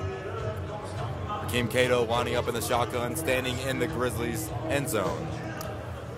He's going to send Daniel Lee in motion. Rakeem Cato looking downfield once again, and he's going to get pressured. He's going to throw it downfield to an open Ray Mack, but the ball is too far. It's going to be an incomplete pass. Great pressure by Sutton and Kareem Smith and Ethan Farmer. The whole D-line got to Rakeem Cato. It's great pressure. He almost got the ball in that downfield pass to Ray Mack, who has unbelievable speed on the outside, but the ball is a little bit overthrown there, and the Grizzlies did a great job of shutting that play down right from the start. Rakeem Cato was close to getting brought down in the end zone, but somehow escaped to get the ball loose, and almost a good pass, just a little too far, but he threw it on the run, so it's 2nd down and 10 from the 5-yard line. Rakeem Cato on the shotgun. Daniel Barnes is going to be lining up beside him. Rashad Carter's going to go in motion. He's going to hand it off to Barnes. Barnes is going to go up the middle. Ethan Farmer's going to get his left arm in there to stop him. Looks like a gain of 2. If not, it'll be a gain of 1. Ethan Farmer did a great job stopping a running Daniel Barnes, who is not a small guy with just one arm. Kareem Smith also came in and assisted Farmer on the tackle. Well, the rushing clearly has been a one-sided affair in this game thus far. In the first half, the Rough Riders had 20 rushing yards. The Grizzlies negative 11, something that they want to work on, obviously, moving forward. And here the Rough Riders have a 3rd down. 7:45 left in the third quarter. 27-7. Rough Riders lead. Here comes Rakeem Cato. He's going to run. He's going to pitch it to Barnes. He's going to be brought down by Ethan Farmer. Nothing going for Barnes in the backfield. He had a quarterback option by Rakeem Cato, and Farmer was right there to meet Daniel Barnes. Well, how about the quickness of Ethan Farmer as a defensive lineman to get out there and really cover both players on the pitch? He had Rakeem Cato covered it first. Cato gave the ball off, and Ethan Farmer stayed right there with it and brought down the player for the tackle. This is Farmer's 2nd year with the Grizzlies, part of that returning defensive line. He was a top 10 prospect in high school in North Carolina, played at North Carolina, Chapel Hill, earned all ACC accolades, and here he is making plays for the Grizzlies. Ethan Farmer definitely read that option very well. They're going to go for it, and it's going to be a flag. Let's see who it's on. It's going to be a flag on the... I believe they're going to get a false start on the Rough Riders. It's going to be a false start on the Rough Riders. So it's going to be half distance to the goal. It's going to be 4th down once again. They got Malcolm Bunchy on that one for the false start. Bunchy not too happy about it. Bunchy could have probably just cost his team this 4th down conversion. Now instead of it being 4th and 8, it looks like it's going to be 4th and 13. And a chance here for the Grizzlies with their defensive line pressure. Some of those returners from last year on that line to get some pressure. Maybe force a safety against Rakeem Cato, but they have to be careful. He's a scrambler. They don't want to let him get out of that end zone and make his way to a 1st down marker. Holmes Convocation Center is erupting in a defense chance. The High Country is behind their team. Let's see if they can get a stop on 4th and long. Here comes Rakeem Cato. He's going to drop back. He's going to throw it down the field. Josh Victorian is there, but no Rough Rider is there to catch the ball. Great coverage by number 6 defensive back for the Grizzlies, Josh Victorian. So now the Grizzlies are going to get the ball with a great momentum on their side. And that was about a 40-yard pass from Rakeem Cato inside his own end zone. Another play trying to go big for the touchdown, but a great job, like you said, by Josh Victorian, finally bottling up that big play. Josh Victorian stuck with receiver Ray Mack on that one. And you can see that he put the pass behind him. He had a couple of bad coverages, but you can only move forward. You can't focus on the pass. And that's exactly what he did. Great coverage by Josh Victorian, giving his team great possession. They are on the Rough Rider 4-yard line. So the Grizzlies looking to score with this great field position. You're going to have A.J. Stevenson on the far left along with Sauce, and then Alex Coleman, the lone receiver, on the right. Coleman will be going in motion. Darren Young's going to hand it off to D. Berry. D. Berry's trucking his way through, and he's going to be brought down I Looks believe. like got a gain of about 2 or 3. I think he's right on the 1 yard line there, Mackey. D. Berry powering his way through the Rough Rider defense. So the ball is going to be at the goal line. This will be another situation where you might be able to see D. Berry being utilized.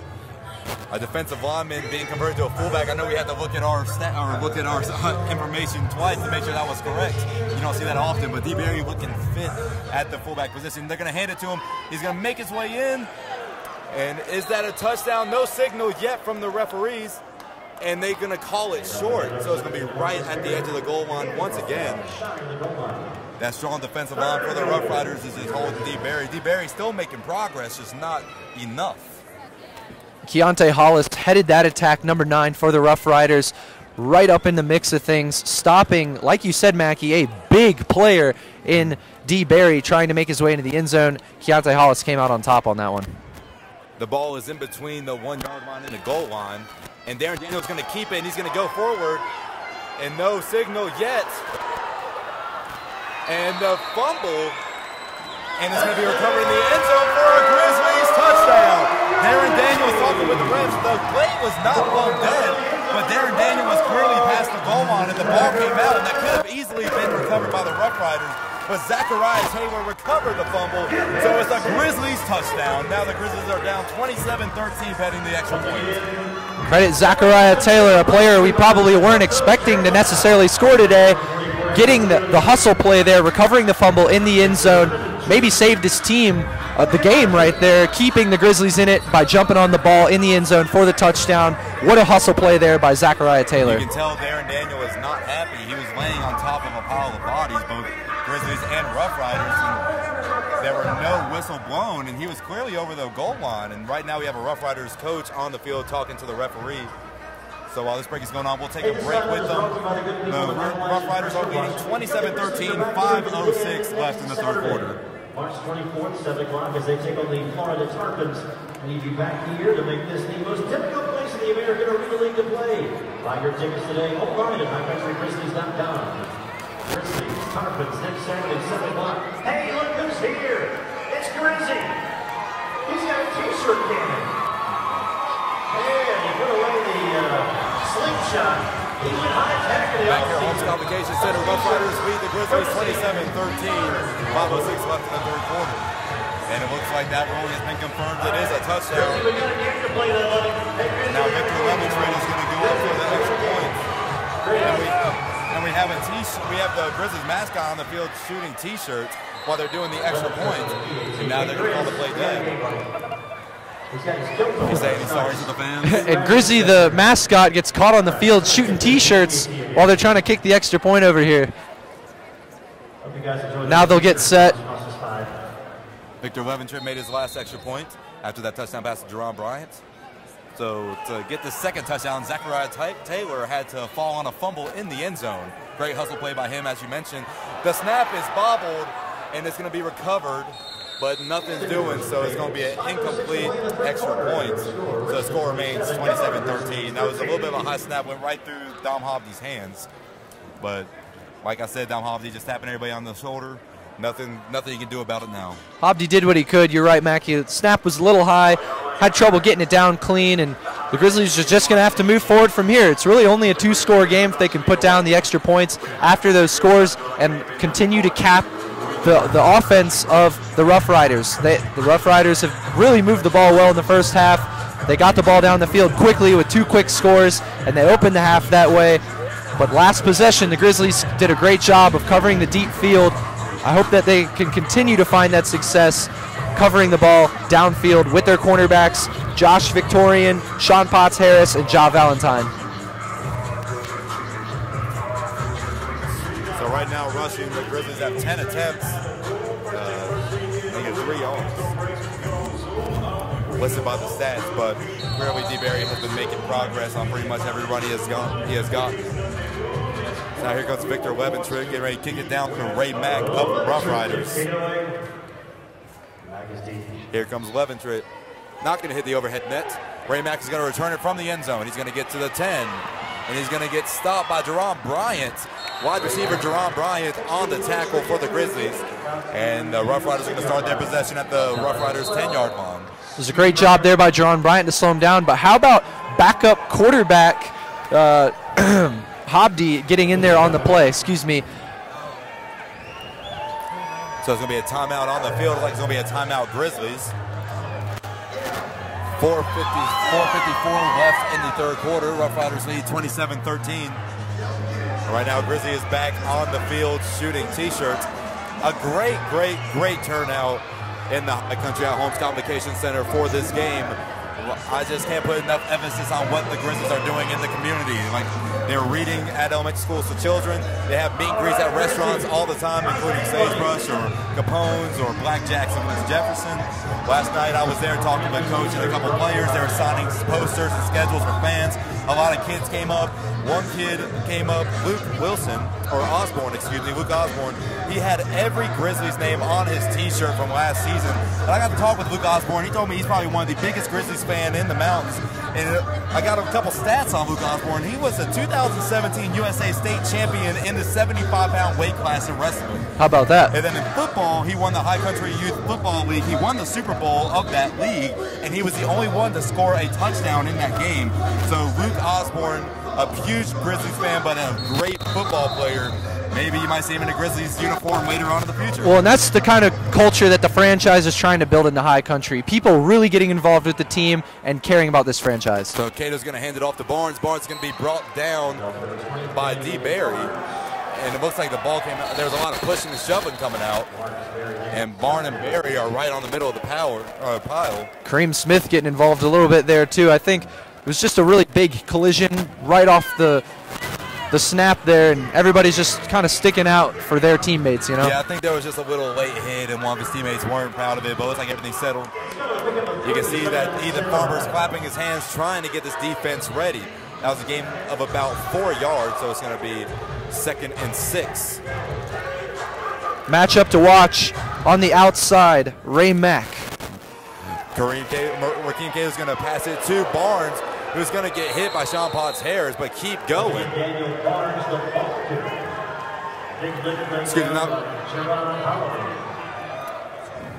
Excuse me, Gerard Holloman, I'm sorry. And Mackey, we're actually seeing fullback D. Barry on defense now, back where he was last year on the defensive line. So he's playing both sides of the ball today for the Grizzlies.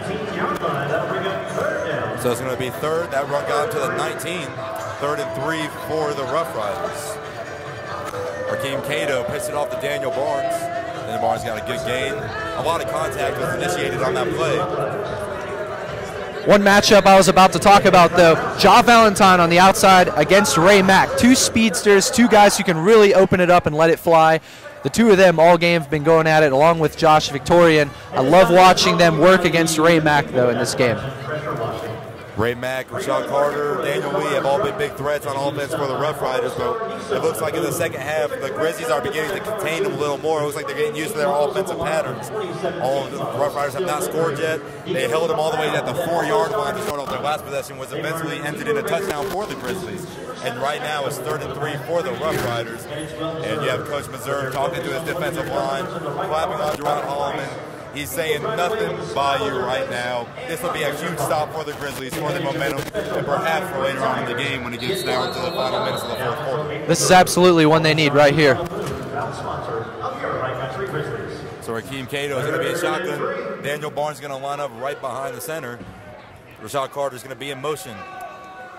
Rakeem Cato is going to look at Rashad Carter, and it's going to be another touchdown, one-handed catch by Rashad Carter for Josh Victorian uncovers once again, and there's a flag in the backfield. It was that same play that it scored on last year. Yes, Mackey, it's that same play, and if that play stands, that'll be the 3rd touchdown that they've scored off the exact same play. By the reaction, it was like it's a penalty on the Rough Riders, and it is. So it's going to be holding on Daniel Barnes, the fullback, so that touchdown will not count. And they're going to be replaying 3rd down. And a true bailout there for the Grizzlies on that one, but that is one that Josh Victorian has got to see coming at this point. The receiver, I believe it was number 13 for the Rough Riders, Rashad Carter, continues to run that route, making the jump cut. He steps left, he plants left, and he goes right. at about the 10-yard line. It continues to happen, and it continues to be open. It's got to be something that Meserve and the defense for the Grizzlies have to counter in this game. Well, right now, instead of it being 3rd and 3, it's going to be 3rd and long for the Roughriders. Rakeem Cato back in shotgun again. We're going to have Daniel Lee in motion, Carter and Mack to Cato's left. It's going to be a quick throw to Lee, and he's going to juke out 2 defenders, 3 defenders, eventually taken down by Kareem Smith. So that's going to be a first down for the Roughriders. Daniel Lee did a quick 3-yard route, turned around, caught the ball, juked out 3 Grizzlies defenders, eventually brought down by Kareem Smith for the first down for the Roughriders. Daniel Lee, a player that played for the Grizzlies last season, had 7 receptions for 118 yards and 3 touchdowns. A lot of that was due to his elite quickness, and you saw it on that play, Mackey, shaking just about every defensive back that the Grizzlies had on the field in that last play. Shaw Carter's going to be in motion to the right. Here comes Cato. He's going to pitch it off to Daniel Barnes near side. Daniel Barnes is going to break free, and he's going to be grabbed by Geron Hollis. Then he's going to be hit. There was a little bit of holding that wasn't called. You can see Coleman talking to the ref. You can see clear jersey being held on his shoulder pad, and he is not happy about that. So it's like Coach Meserve is going to talk, or it looks like a padding on the wall fell over.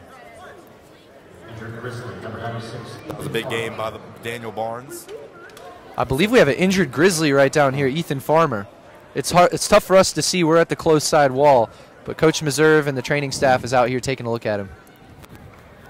So during this injury timeout, we'll take a timeout with them. Roughriders lead the Grizzlies 27-13, 156 left in the 3rd quarter.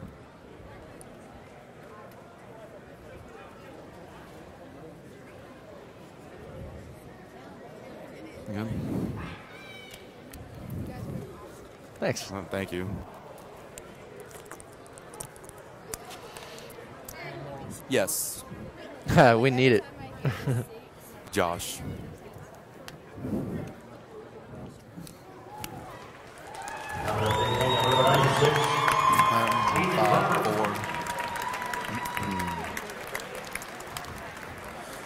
So Ethan Farmer was the Grizzlies down. He's laying down and now walking off the field on his own power. Hopefully he'll be able to return to the game for the Grizzlies. If not, that'll be a huge loss on the defensive front for the Grizzlies. It absolutely would. With Ethan Farmer being one of those 5 returning players to the Grizzlies, he takes on a huge leadership role. He's kind of limping off, holding his leg. I'm wondering if it's a leg injury. Hope to see Ethan Farmer back on the field later for the Grizzlies. You see him pacing back and forth on the sideline, but right now we have Daniel Lee in motion. He's going to hand it off to Barnes. Barnes is going to be stuffed at the line of scrimmage by 3 Grizzlies players.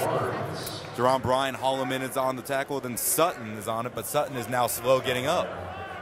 And what another huge loss that would be for the Grizzlies, Mackey. We just saw Ethan Farmer on the defensive line go down, a returner for the Grizzlies, and here Brandon Sutton, another returner on the ground, clearly in a lot of pain. Yeah, he's moving around. I couldn't quite see how Ethan Farmer was due to my lack of vision from the boards, but right now Brandon Sutton is on one knee, shaking back and forth. He's trying to, Heather Vallon, the head athletic trainer, is trying to help him up, but he is really struggling. And Gray, I'm a little nervous right now. He has a history of concussions. He had one big one back in 2014. Looks to me he's bent over. I'm wondering if it's something with his wrist, maybe his legs. He's really having a tough time staying up, though, Mackie. This is tough to watch. It's very tough to watch. It'll be a huge loss for the Grizzlies if Brandon Sutton cannot return, but he is really struggling getting off the field. It looks like it's going to be his right knee.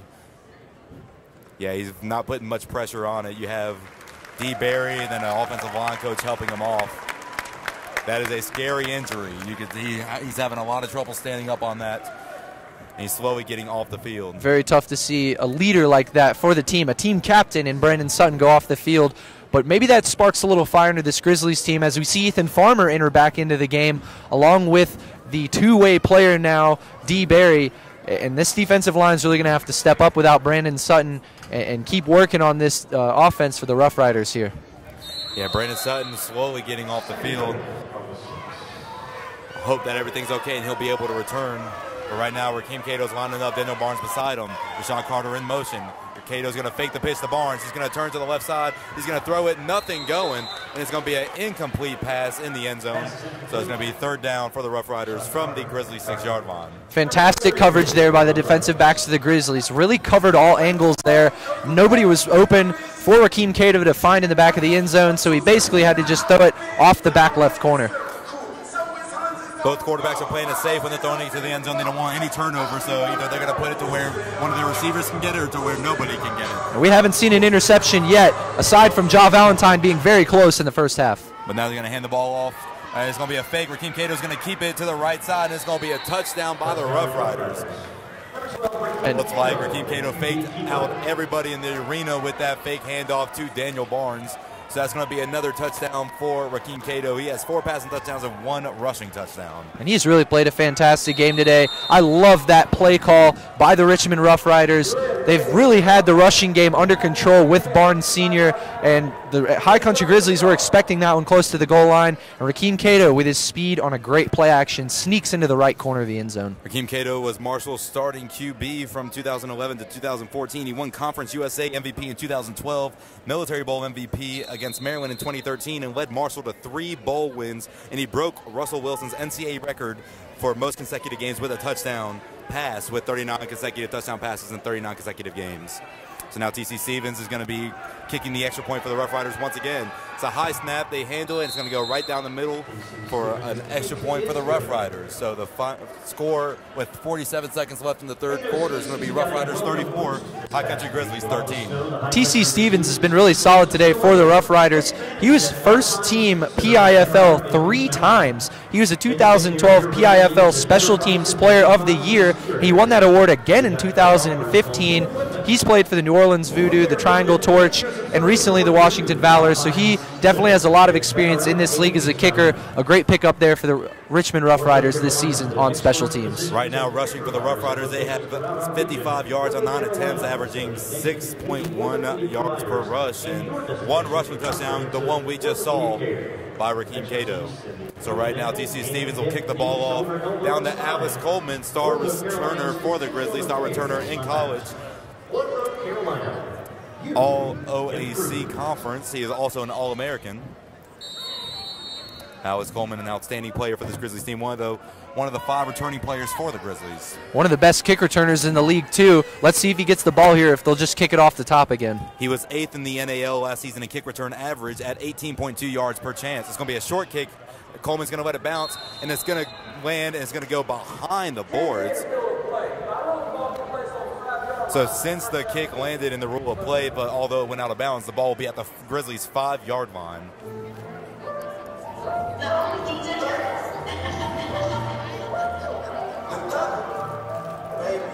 So the Grizzlies are going to get another shot at the end zone. 47 seconds left in the third quarter.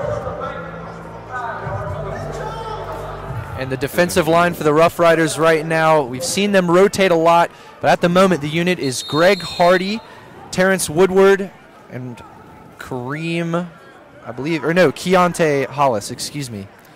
And right now the referee corrects himself. The ball's going to be placed at the 10-yard line. So Geron Bryant's going to be in motion. A.J. Stevenson to the right of Darren Daniel. Edward Sauce Victorian on the left. And Daniel, a quick pass to Sauce, and he's going to bobble it, but he's actually going to catch it. That was a clear catch from our angle.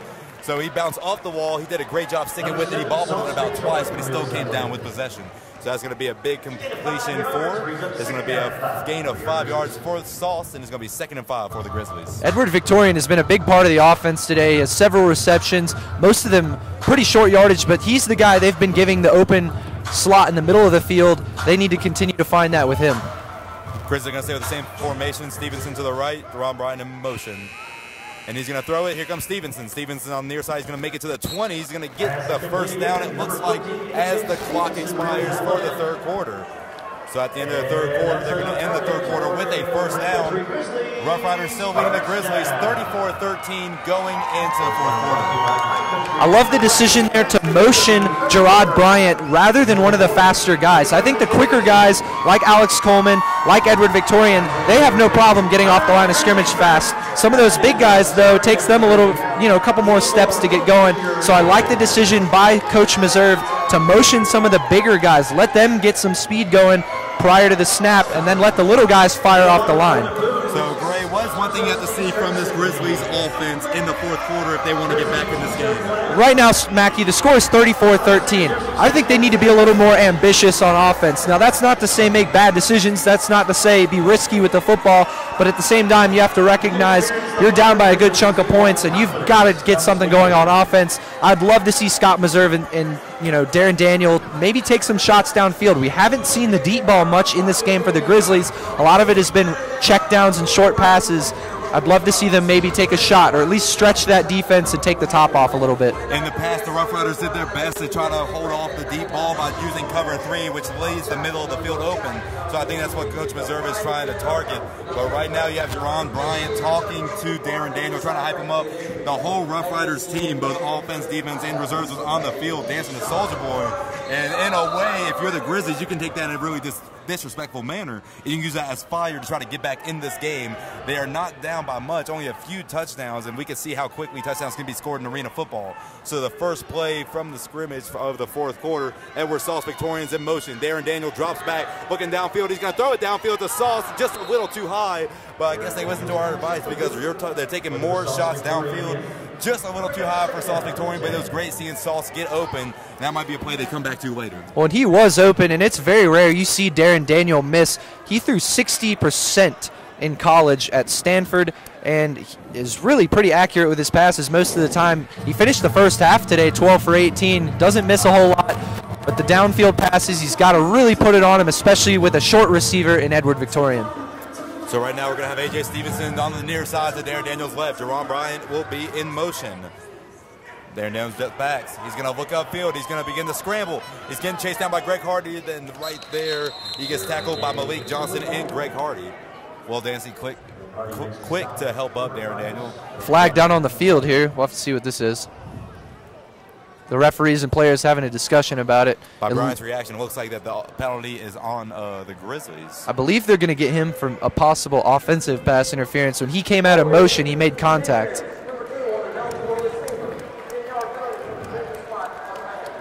So actually, Bryant's reaction faked me out. It's going to be holding on the defense. And I think it's going to still come from the contact that he made with the defensive back, but rather than offensive, like you said, Mackie, it's going to go against the defense.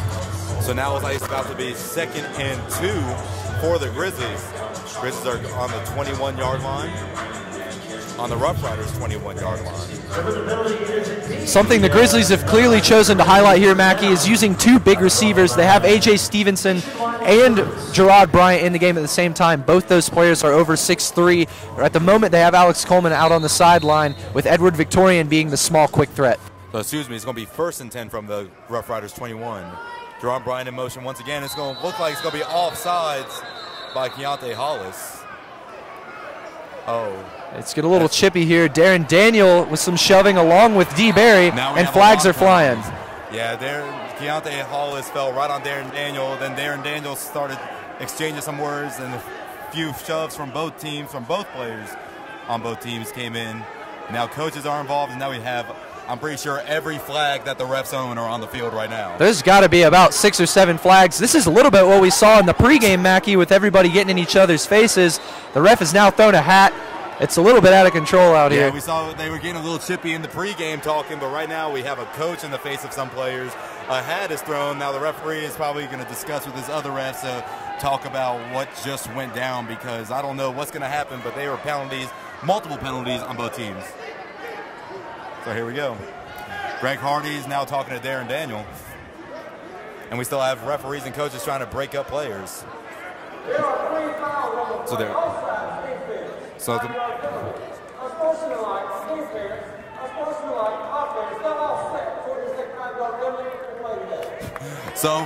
So from all that, there was an offsides to start off. Then there were 2 unsportsmanlike conducts that delete each other. So right now it's just going to be the 5-yard penalty, which in a way is in the Grizzlies' favor, because that could have been bad for either team.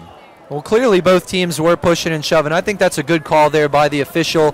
Clearly both teams were a part of that scuffle. I think it's only fair to give them both, personal fouls and just move the ball forward for that offsides penalty on Kiante Hollis. Yeah, Kiante Hollis definitely jumped the line. It was an offsides, landed on Darren Daniel, and then he got up twirling his fingers, so I think he was just kind of showboating a little bit. But Darren Daniel exchanging words, and all that unsportsmanlike conduct happened. So right now we have Stevenson and Geron Bryant on the left side of Daniel. We have Sauce Victorian in motion. Darren Daniels steps back, goes to the right. There's a flag on the field. He's going to find Geron Bryant, but it's going to be broken up by Devon Morgan.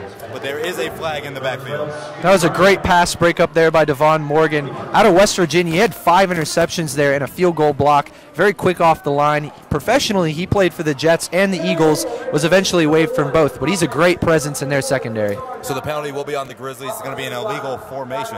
So it's going to be a five-yard penalty. He's going to replay the first down. And Devon Morgan's actually the second cornerback in this starting secondary for the Rough Riders who has NFL experience. Ellis Langster as well has had some experience in the NFL with the Bills and the Jets, so clearly a very talented group here for the Rough Riders in their secondary. Part of the reason why it's been so hard for the Grizzlies to move the ball deep downfield. So after 2 plays and all that, they're going to be right back where they started, 1st and 10 from the 21. Here comes Darren Daniel, 3-step drop, can't get the ball off, and it looks like he's going to be taken down for a sack by Kiante Hollis and Greg Hardy, both combined for that sack. So be a loss of about 3.5 to 4 yards. I'm going to call it 4. So it's going to be 2nd and 14 for the Grizzlies. And Kiante Hollis has been all over the field today, and he's really a physical specimen. 6'2", 305 pounds, but he had a 4.7 40-yard dash in the NFL Combine. That is unbelievable for a guy that size, and he's showing it here today. He's been quick off the line. Yeah, we talked about how that D-line will be a huge problem for the Grizzlies. But right now it's like both D-lines are doing their fair share to the other team. Here comes Edward Sauce Victorian in motion. He's going to throw it to A.J. Stevenson. Stevenson's going to run near side, and he's going to be pushed out of bounds till about the 15-yard line. Great catch by Stevenson for a gain of about 9. A big collision against the wall there with Stevenson and number 11 carry for the Rough Riders. A couple people standing near the walls actually got out of the way with the collision being so big up against the board there. But a good gain. I like the short pass there on the check down from Daniel because he didn't have anything downfield. It's going to be a gain of about 10. It's going to be 3rd and 5 for the Grizzlies. It's going to be a timeout by the referee. It looks like there's some confusion going on the sideline. So we'll take that timeout with them with 12:45 left in the game. Rough Riders lead 34-13. And Mackey, a little bit word on Brandon Sutton. Apparently, it's a relatively severe elbow injury and something wrong with his arm. Has the team a little nervous, I think, but hopefully more word on that as we move on through the broadcast. That's right. Right now, both teams are communicating, talking to each other. And once again, 12:45 remains in the game. Rough Riders lead 34-13. The Grizzlies are marching their way down the field. The ball is being placed at the 15-yard line, 3rd and 4 from the Rough Riders 15. We're seeing a stretcher being rolled out onto the field here. Nobody's down at the moment. I believe that stretcher is going to be for Brandon Sutton, though. I did just get word, like I said, it was an elbow injury for Brandon Sutton. Looks to be relatively severe. They're clearly not going to bring him back into this game. Big question mark and a lot of worry there for the Grizzlies organization, seeing one of their, if not their biggest leader go down in Brandon Sutton on that defensive line. Yeah, so we now know that the timeout was for the stretcher to come out. It looks like Coach Meserve was doing his best to get the referee's attention to stop the play. And yes, so it has been confirmed that it is an elbow injury. And I just hope nothing but the best for Brandon Sutton. Brandon Sutton is a huge family man. He has a daughter that he will do anything for.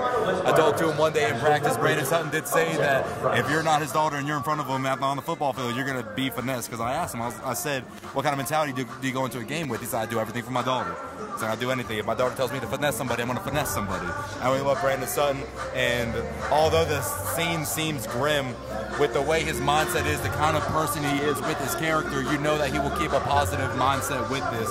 But right now, if you're a fan or any member of the team, you just have to know how big of a loss it is to lose Brandon Sutton for this game. Hopefully he'll be able to return in the near future, but we have confirmed that it is an elbow injury, but we just don't know to what extent. And it has to be pretty severe if they bring out a stretcher. Absolutely. I mean, it's not even his legs and they have the stretcher out. That just shows that he clearly needs some help leaving the stadium.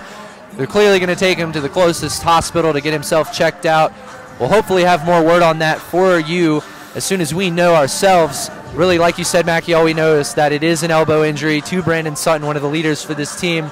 But prayers go out for him. Like you said, knowing Brandon Sutton, knowing his mentality for this game, he's going to fight, and he's going to come back with all the strength that he has from whatever kind of injury that this is right here. But like, prayers out to him, his family, his daughter, the whole organization. Hopefully we see him back on the field sooner than later. Well, until play resumes, we'll take a quick break. Rough Riders lead Grizzlies 34-13.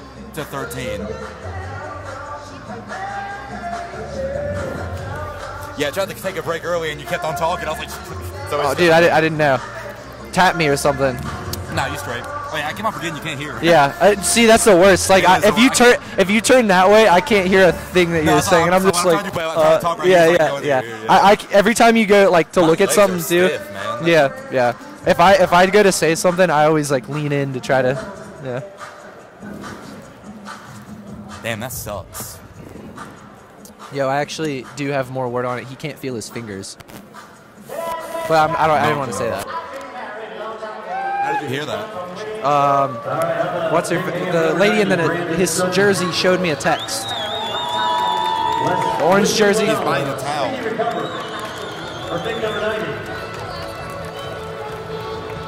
That is not good. What's her name again? In the 90 in his jersey down there. Christina Potter. Okay, Christina. I couldn't remember her name. Christina.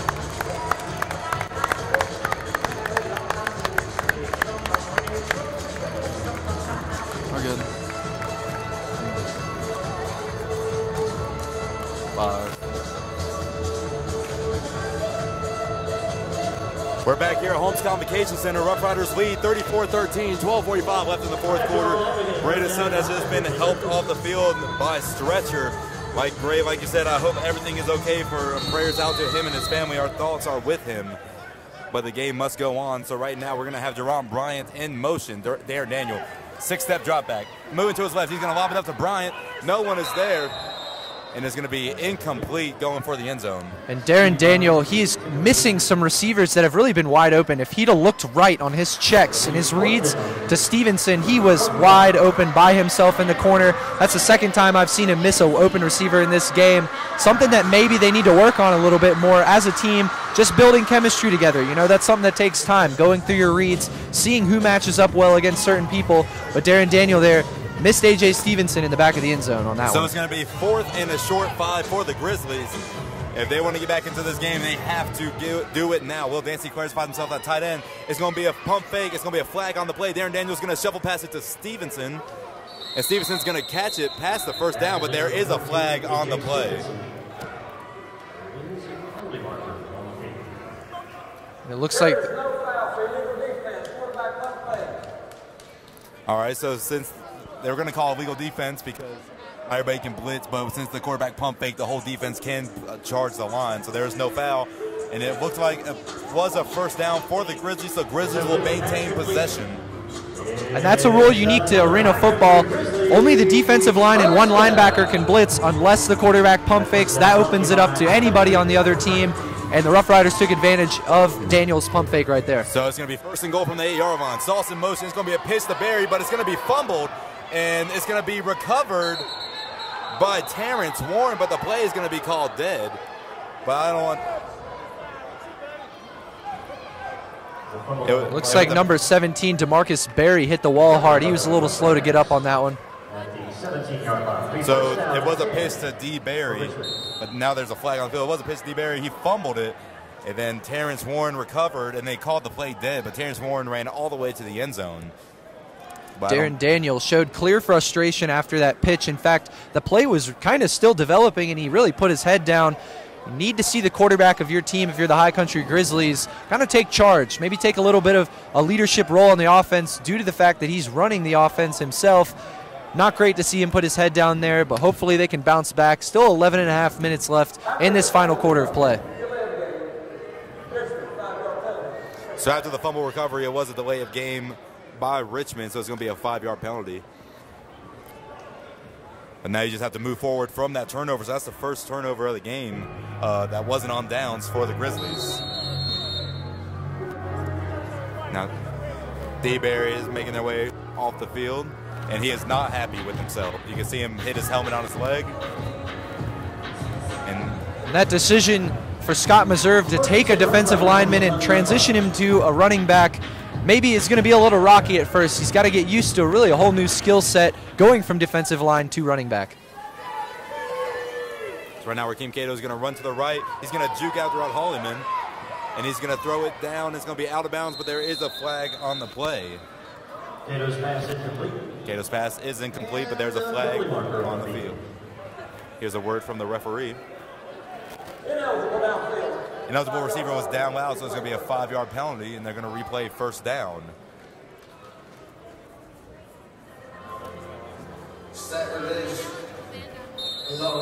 First and 15. It's going to be 10:47 left in the fourth quarter. Rough Riders score remain the same, 34-13, their lead over the Grizzlies. To Rakeem Cato's right, you're going to have Rashad Carter and Ray Mack. To his left, you're going to have Daniel Lee in motion, and beside him, Daniel Barnes. He's going to pump fake or play action. He's going to throw it to Carter, and Carter's going to be taken down. Cato's pass complete to number 13, Rashad Carter.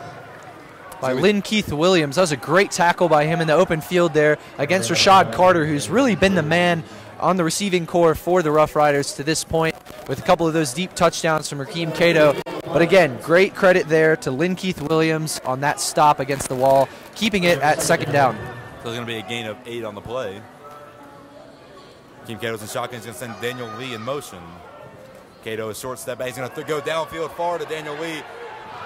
And it's going to go through the hands of Lee. Josh Victorian did a great job getting up there, swatting at the ball, probably throwing Lee's focus off of the ball. Great coverage by Josh Victorian on that downfield play. And Josh Victorian on that play did a great job of playing the ball rather than the receiver. If he'd have played the receiver, I honestly think that he'd have had a chance to catch that ball and make the touchdown. But because Josh Victorian decided to elevate, go for the ball in the play, he may have even got a fingertip scrape on the ball, just altering it enough to where it kept it from being a touchdown and separating this game even further for the Rough Riders.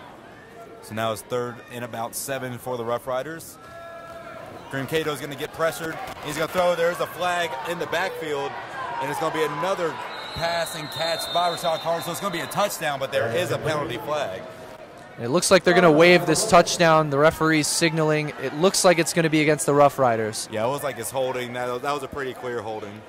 I believe they're going to get the running back, Daniel Barnes. Oh, correct me. Malcolm Bunchy, the offensive lineman. And they're not. The Missouri is going to decline the penalty, so it can be 4th down. Sean Potts Harris was on coverage down there on Rashad Carter. Rashad Carter really utilizing his size advantage over these Grizzlies defensive backs. Surprising penalty there for Bunchy in a key moment. He's got a lot of experience. He played in the NFL for the Eagles and the Jaguars, played for UCLA in 2009, and spent time on Miami University's practice squad. So he's been in the game a long time, enough to know that that's a costly penalty for his team. So Cato will have all 3 receivers on his left. He's getting pressured by Kareem Smith. He's going to get him. Here comes Farmer. He's going to throw it short to a wide open Daniel Barnes. He's going to get tackled by Geron Bryant, and he's going to be stopped short of the first down. So now it's going to be Grizzlies ball. That could have been lethal for the Grizzlies. Kareem Smith was providing pressure, and then you found a wide open Daniel Barnes.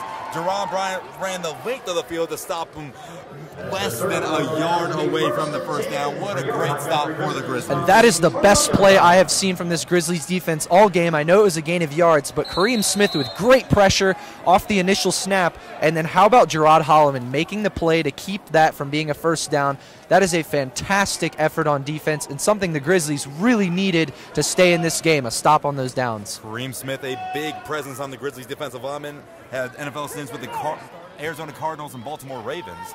So now we're going to have Alex Coleman in motion. Daniel's going to take it. DeBerry providing extra blocking. Darren Daniels going to step up. He's going to throw it, and it's going to be deflected by Devon Morgan. Great defense by Morgan. And Devon Morgan is proven to me, at least, to be probably the best defensive back on this Rough Rider team. He's made several pass deflections coming over the top. He's guarded the motion man for the Grizzlies quite a few times today, which is a tough task to do, considering you have Sauce Victorian and A.C. Coleman, 2 of the fastest guys on the field. He's done a great job. So right now, Darren Daniels going to have Stevenson to his right, Coleman to his left, and Sauce in motion. Sauce is going to go to the right side of Daniel. Here comes the play.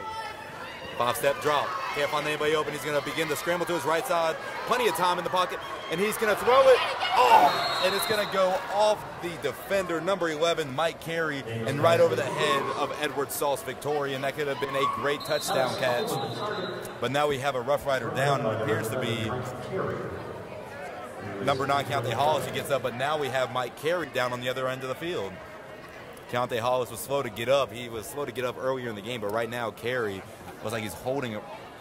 And Carey was in the mix there, I believe, with Alex Coleman and Sauce Victorian. They both, or really all three of them, went for that ball at the end, and looked like a pretty tough collision. And Carey is definitely in some pain there, down on his own 5-yard line. Score remains 34-13. Not much offensive presence by either team so far in the fourth quarter. Right now, rushing, the Rough Riders are beating the Grizzlies. They have 55 total yards rushing. The Grizzlies have -2 rushing on 13 attempts, and the Rough Riders only have 9 attempts. They're averaging 6.1 yard per rush, and total of 55 rushing yards this game. But right now, it's like Mike Carey is up. He's walking off. He has a little bit of a limp, but now he seems to be smiling and laughing. Just glad to see him get up on his own power, and he's being helped walk off the field, but not too much. He's still doing it in most of his power. Like you said, Mackie, he looks to be walking off on his own power. He's smiling back over his shoulder now at the Grizzlies offensive line, so it looks to be all right. Good to see you there, though, with how many injuries and how many guys we've already seen go down. The big story here is Brandon Sutton going down for the Grizzlies defensive line with an elbow injury. Hopefully we get his status update soon. But here the Grizzlies return on offense on 3rd down. So now we have Sauce in motion. Here comes Darren Daniel. Short step back.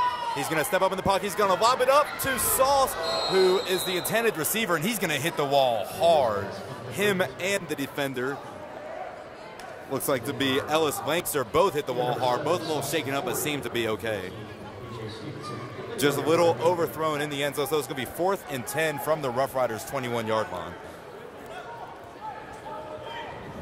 Darren Daniels started the first half 12 for 18. He's now 17 for 29, so we've seen that accuracy and his completion percentage go down a little bit, but I think a lot of that is because, Mackie, of the deep shots they've started to take, which is something that I think is necessary. You know, with 6.5 minutes left down 34-13, they have to start trying to look downfield a little bit and score, and you're seeing his completion percentage and his accuracy fall a little bit because of that factor. Right now, it looks appear that the wall was pushed out of place in the end zone with both Ellis Lankster and Sauce Victorian running into it. You can hear that collision all the way from over here at midfield. And right now, they're going to try to get their equipment fixed, but we'll take a quick break with them. 6:35 left in the fourth quarter. Rough Riders lead 34-13. Let's bring him out. Nathan Bishop. So let's quick Grizzlies warm welcome for Nathan Bishop. Nathan is a 7th grader at Hartman Park here in Boone. He designed the Cubs Club coloring book that was distributed to Ashwaubenon and Avery County. So the High Country Grizzlies want to honor Nathan with a letter from Senator Tom Tillis and an American flag that was flown over the Capitol building. We certainly appreciate what you did for us, Nathan Bishop. Hope you enjoy this special momentum.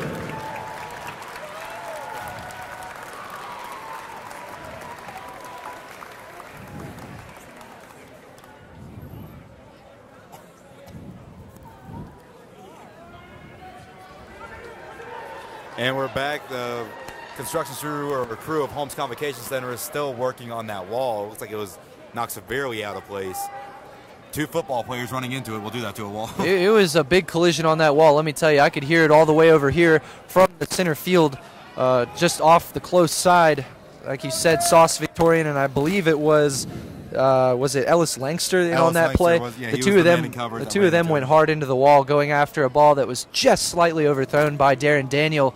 Would have been a nice score there for the Grizzlies in order to get them back into this game. But the Grizzlies will have the ball here, Mackie, on a 4th down in about 10 yards, maybe a little more than that.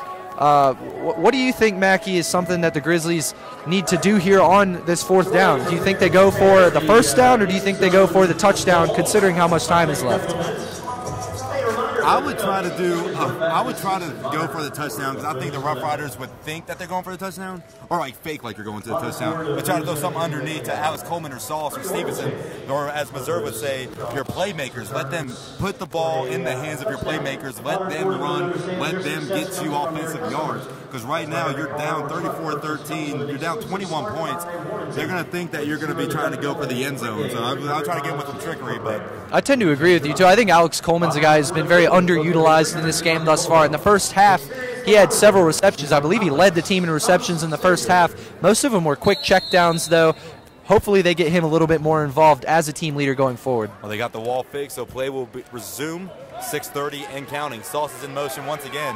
Darren Daniel, big step back. He's going to throw it. He's going to be knocked down. He's going to throw it to Stevenson. And it looks like that Mike Carey was in coverage that pushed him and tripped him, but there is no flag on the play.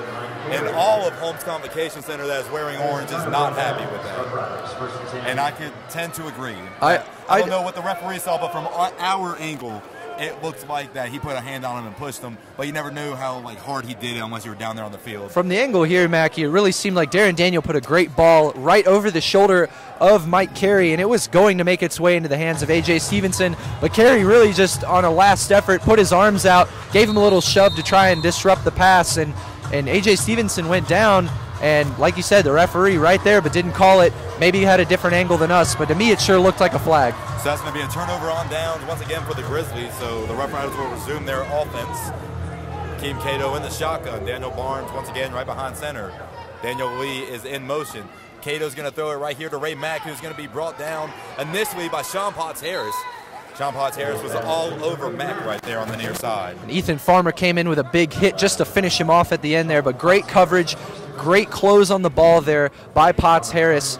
As soon as the ball hit the hands of that Rough Rider receiver, Potts-Harris was right in his grill. Great job of keeping him from getting any extra yardage after the catch.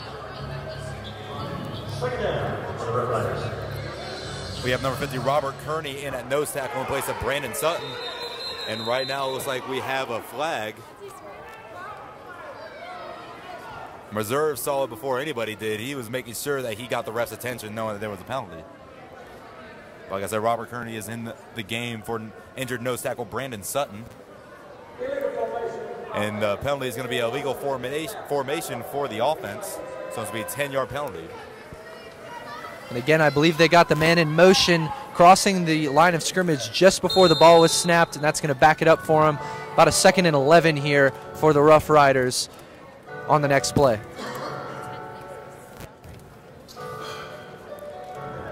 Keem Cato is going to remain in the shotgun. Daniel Lee is going to remain as the motion receiver. All receivers are to the left of Cato. Here comes Lee. Cato, not much pressure by the Grizzlies. Yes, there is. And then Kareem Smith got to him, but it looks like there's a flag in the backfield. And it looks like it's going to be a holding call for the Rough Riders. Kareem Smith was about to be all over Cato, but you can see someone jerk back his shoulder pad. And it looks like Ethan Farmer is a little slow to get up on the play. He flew all the way from the backfield to make that tackle up the field against the receiver. But you're right, Mackie, this play is going to back up because of a holding call, and that's been something that's bailed out the Grizzlies all game, is the Rough Riders just getting really nonsensical penalties called against them, and you know, the score is 34-13. Obviously the Rough Riders are up, but in another game that can come back to hurt them a lot.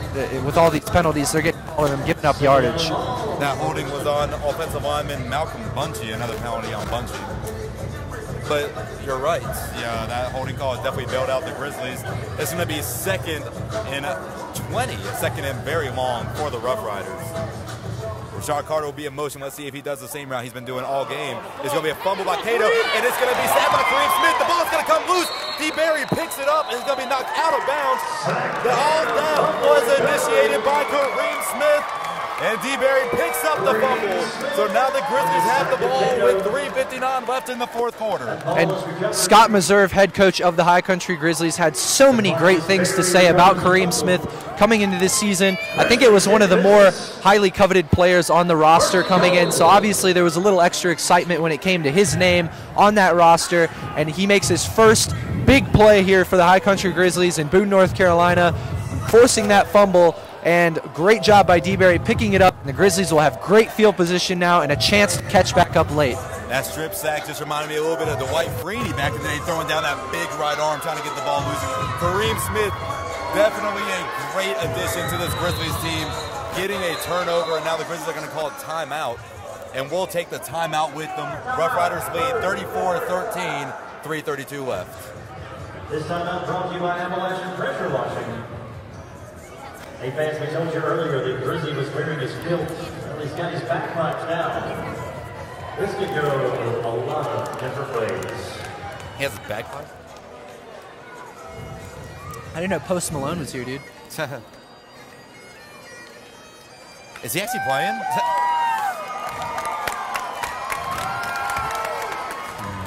Do the little, hey, do Riders.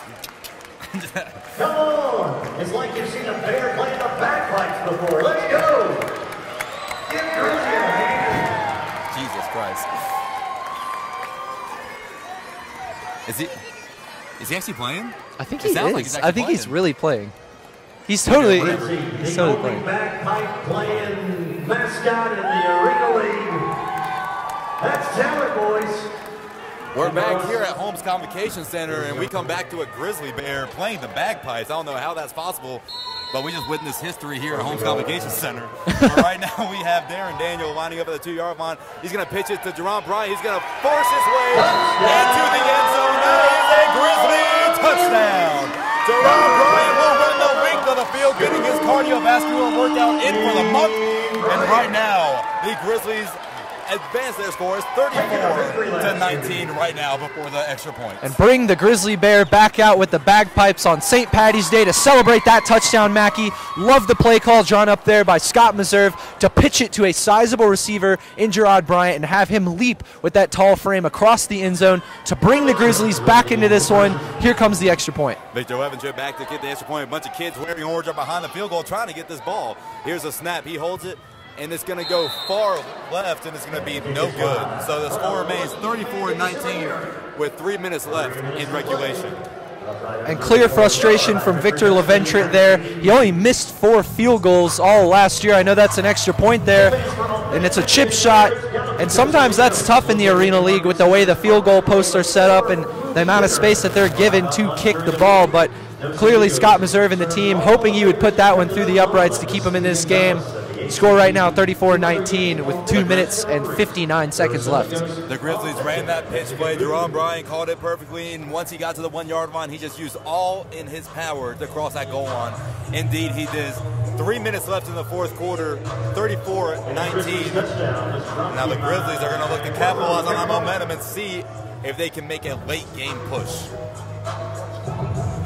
As the kickoff approaches here, the Grizzlies have been very solid as far as special teams coverage on the kickoffs thus far. The Roughriders seem to have opted to kick it into the roof to keep the ball away from star returner Alex Coleman. But on the flip side, the Grizzlies have had no fear kicking it to speedster Ray Mack, and they've done a great job shutting him down. Credit to the Grizzlies special teams so far in this game. They need another big stop here to hold the Roughriders to bad field position yet again. And instead of Ray Mack lining up in the end zone like he normally did, he's going to try to hold off a possible onside kick event. He's going to be lining up on the 15-yard line. So here comes Victor Leventre. Ray Mack once again back to return. He's going to do a line drive to the right. And Ray Mack is going to get him. Here come the Grizzlies. Grizzlies are going to take him down inside the 5-yard line. You said it. Great kickoff coverage by the High Country Grizzlies. And I believe the initial hit there was by number 8. The jersey was a little crinkled there. Gerard Holloman. Great coverage there by him. We've been saying Gerard Holloman's name all game today. Fantastic pickup for the High Country Grizzlies in that secondary, coming from Louisville, winning the Jim Thorpe Award for best cornerback in the country, and yet again he makes a fantastic play on special teams here in Boone in the Holmes Convocation Center for the High Country Grizzlies. Gerard Holloman, Winkeith Williams II, they did a great job covering that kickoff. So now the Roughriders will be starting their possession from, it looks like, their own 3-yard line. You have Robert Kearney, Ethan Farmer, and Kareem Smith making up that front 3, along with Geron Bryant and Gerard Holloman. Back in the linebacker, then you have Sean Potts-Harris with Josh Victorian and Lynn Keith Williams. for the defensive unit out here right now for the Grizzlies. 2 minutes and 59 seconds. 2 minutes and 59 seconds will be put back on the clock. Time, Grizzlies fans, to do something. 3 minutes to play. 3 minutes to play in regulation. The Grizzlies are down by 15 points. And look for them close to their own end zone to run right here. The Grizzlies need to be ready on the inside. Rashawn Carter will be in motion. They're going to hand it off to Daniel Barnes. He's going to stiff off a defender, but then he's going to be brought down by Ethan Farmer. Ethan Farmer quickly wrapped him up and took him down with no competition. Little disappointed to see the hole there created by the Roughriders, knowing that with the clock the way it is and with the game and the score the way it is on their own end zone there, that the Roughriders, you know they were going to hand the ball off there, and yet they still got a big hole, took it all the way down for an 8-yard gain. So Daniel Lee will be in motion, the only receiver to Cato's right. Here comes Cato. He's going to pitch it off to Daniel Barnes, who is going to be wrapped up by Ethan Farmer again, along with Sean Potts Harris in there on the tackle. Look, right now, by the way it's looking with the Roughriders offense, it looks like they're just going to run the ball until they can't run it anymore until the clock hits 0. And this is where the loss of Brandon Sutton comes into play on that defensive line for the Grizzlies. Normally a run-stopping presence. It's tough to get by anybody on this front. Having him gone, having his presence as a leader felt not there right now, clearly showing a little bit of a test to this Grizzlies defense. That was a first down run by Daniel Barnes. Lee will be in motion. Cato's going to do a quick pass to Carter on the near side. Carter's going to run. He's going to be wrapped up by Geron Holloman. Linkeith Williams also in there. Sean Potts Harris was there for insurance. Great speed to get there first by Linkeith Williams. He's one of the faster defensive backs in this unit, and he certainly made a play there to stop the forward motion of the receiver and allow his other guys time to get there and make the tackle. So it's going to be 2nd and 6 for the Roughriders. They are on their own 24-yard line, about to be at midfield. Daniel Lee, near side, going left to right, will be in motion. Here he comes. Snap to Cato. He's going to pump fake to Lee, throw it to Carter. Carter is going to be tripped up, but he's still going to make his way down first down. He got tripped up by Sean Potts Harris, and they're going to call him out of bounds, but they are not. The Roughriders bench is not happy with that call. You can see Rashawn Carter take out his frustration by throwing the ball at the back wall of their own end zone. And it was a tough view for us on the opposite side of the field, Mackey, but I'm going to be honest with you, that looked like a pretty solid move there from Rashawn Carter to juke out the two defenders in Potts Harris and Linkeith Williams on the far side. But the referees had a better view than us, and they called it down, so we're just going to go by what they say. And right now it's going to be a first down for the Roughriders. The 1-minute warning has emerged. Roughriders leading 34-19 over the Grizzlies in the first game in the home opener for the High Country Grizzlies. Rashawn Carter, Ray Mack, Daniel Lee make up the receiving core for the Roughriders right now. Looks like Ray Mack's going to be the motion man here. That's dangerous. He's a speedster. Victorian will be guarding Mack. Cato getting pressured by Kearney. Kearney slips. He's going to throw it to the end zone, and it's going to go off the hands of Rashawn Carter and going to be incomplete. And Potts Harris given the incomplete hand signal there as he was in on that play to disrupt the ball from Carter. Carter had a good opportunity to catch that in the back of the end zone, but Potts Harris did just enough to disrupt the pass, causing it incomplete and forcing a second down for the Roughriders here. You can see nose guard Robert Kearney putting pressure on the quarterback Rakeem Cato, but it looked like he just slipped on the turf and his feet came out from under him. So right now it's going to be 2nd and 10 for the Roughriders. Rakeem Cato's a tough quarterback to bring down, Mac. He's got a lot of speed, a lot of lateral quickness. A lot of people saw that when he was back at Marshall. So now we have a flag behind the Grizzlies defense. It's going to be a delay of game on the Roughriders. The Roughriders clearly trying to run down as much clock as they can per snap because there's only 51.5 seconds left here to play. Grizzlies down 34-19. So it's going to be 2nd and 15 for the Roughriders. Receiving core remains the same on the field. Cato has been playing out of the shotgun most of the game. Instead of Mack being in motion, it'll be Daniel Lee. Carter and Lee will be to Cato's left. Mack to his right. He's going to hand the ball off to Daniel Barnes on the near side, who is going to get initially hit by Ethan Farmer, and then Geron Bryant's going to finish off the tackle. Geron Bryant on the roster listed as wide receiver. We're now seeing him out on the defensive end of things, and we've seen that with a couple guys here for the Grizzlies today. I like to see that Scott Meserve is putting guys not in places where they're listed, but in places where their skill set makes sense. It's good to see that he's trying to adapt the defense, especially with a lot of injuries coming. Great play there by Geron Bryant in an unfamiliar position. Excuse me. Grizzlies are going to call a timeout to try to stop the clock.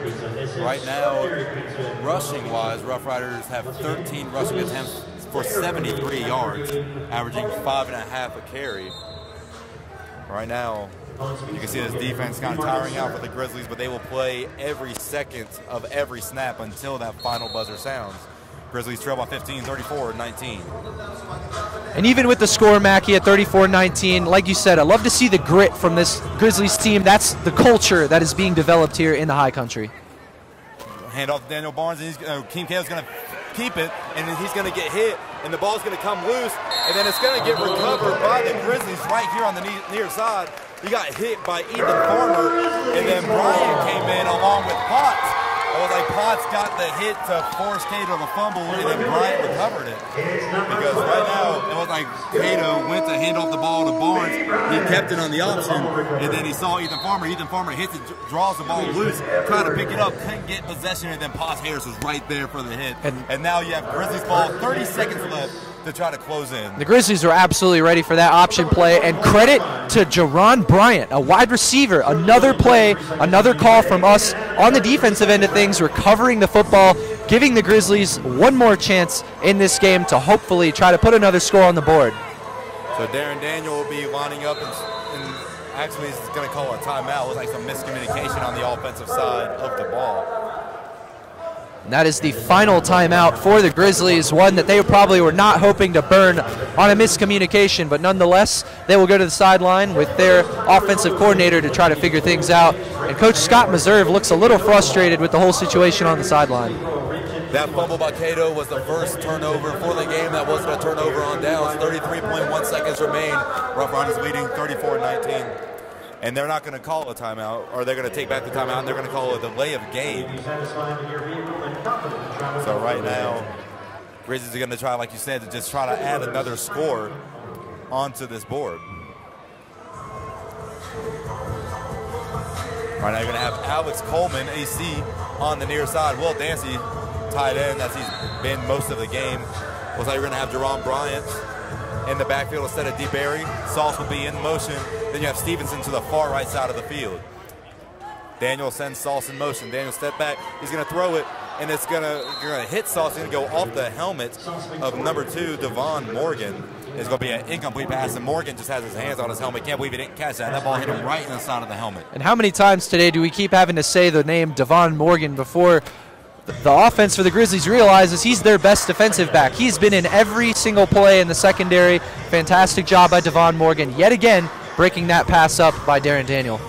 So it's going to be 2nd and 15, second and long for the Grizzlies. That took off 6 seconds off the clock. Now 27 seconds remaining in the regulation. Same formation, Stevenson on the far side. Sauce in motion, HC on the near side. Here comes Sauce. Darren Daniel, he's going to get pressured by Kiante Hollis, but he's going to break free. He's going to throw it to Bryant across the middle of the field. Bryant's going to get hit, and he's going to make his way to the Roughriders 20. And they're going to hurry up and get to the line of scrimmage. The clock is running, 13 seconds and counting. And right now, Darren Daniel is going to get behind center. They need to get the snap off quick here, Mackey. They only have 4 seconds. And it was like just a lot of miscommunication, and Stevenson's going to run, and he thought they were going to call, they were going to snap the ball, but nobody snapped the ball, and now it's going to be a penalty on the Grizzlies. As you can see, that's just a lot of frustration on the offense. As a new team, Mackey, that's something that this team's going to have to get used to. It's a lot of new faces. It's a new system for many of these guys. They're all still trying to mesh together. An offseason can only do so much for you before you start to get the experience of the real game, of the actual game situation. And that's just something Scott Meserve and the rest of the team is going to have to go into practice this week and talk about. They're going to have to watch the tape and discuss, what can we do better? Where can we communicate better? And clearly on the offensive side of things, that's been something they've struggled with and something they'll look to improve next week. Score is 34-19, 2 seconds remaining on the clock after that offside. It's going to be a 5-yard penalty for the Grizzlies. It is a timeout. He has to take the timeout to save the 10-second runoff. It is a timeout. And it's going to be a timeout on the Grizzlies to save the 10-second runoff. So 2 seconds left on the clock. This will most likely be the final play of the game. Stevenson on the near side, AC on the far side, Sauce in motion. Here comes Darren Daniel. He's going to throw it to Stevenson in the middle of the field. He's going to get to the 10. He's going to break a tackle by Devon Morgan, then get tackled by Mike Carey to end the game. So the final score for your Grizzlies, 34-19. What just happened to the Grizzlies that just got them behind so early? It was the big plays in the first half and at the beginning of the second half. They couldn't really stop the bleeding early on when it came to the deep ball coming from Rakeem Cato on the deep ball there. I mean, they just ran that same route with Rashad Carter across the top of the defense, and they got Josh Victorian and a couple of the other guys a few times fooled with that route, hit him big over the top, and I think that sucked a lot of the momentum out of this Grizzly team. But overall, for a group of a lot of new faces, a new organization, forming really a new culture, I think there's a lot to work with here that the Grizzlies showed today. Yes, although the first game was a loss, it was not a horrible loss. You saw a lot of good things that you can build on throughout the season. Final score 34-19. The Grizzlies had 0 rushing yards on 14 attempts. The Roughriders had 73 on 14 attempts. Also passing in the air, Rakeem Cato had 170 yards on 23 attempts, complete 11 of them. And then Darren Daniel had 117 yards, going 18 for 35 on the game, averaging 6.5 per completion. And then both teams lost a fumble. And right now both teams are meeting in midfield. And next week they have another home games against Florida. What's one thing that the Grizzlies just need to focus on in a week of practice that could get them their first win of the season next weekend, March 24th? Next weekend, March 24th, something that they need to look for is obviously not letting the big plays go over the top on defense. I've talked about that a few times, but another thing is just communication on offense, building that chemistry, building that cohesiveness. That's going to obviously take a little bit of in-game experience to find. You know, a lot of miscommunications, a lot of false starts, a lot of delay of games. Those are all correctable things. If your worst problem as a team is getting penalized too much, that's a good problem to have. That's a problem that's very, like I said, fixable. It's something that just takes a little bit of time and a little bit of meshing as a unit to correct. And I think with a little practice, this team can manage those things. And moving forward, as the offense continues to grow together, they'll find their way. They'll be close to winning in any contest that they find with the talent that Scott Meserve has built this roster with moving forward. Final score, Roughriders 34, Grizzlies 19. And although the score doesn't show it, there is a lot of good things that you can build off with this team. And a game that had a lot of, chirping at each other, a lot of aggressiveness, a lot of fighting, just ended at midfield and just talking to each other in prayer. So that'll do it for us tonight. I'm Mackie Gallagher, your play-by-play broadcaster, alongside Grace Salter, saying good night from Holmes Convocation Center.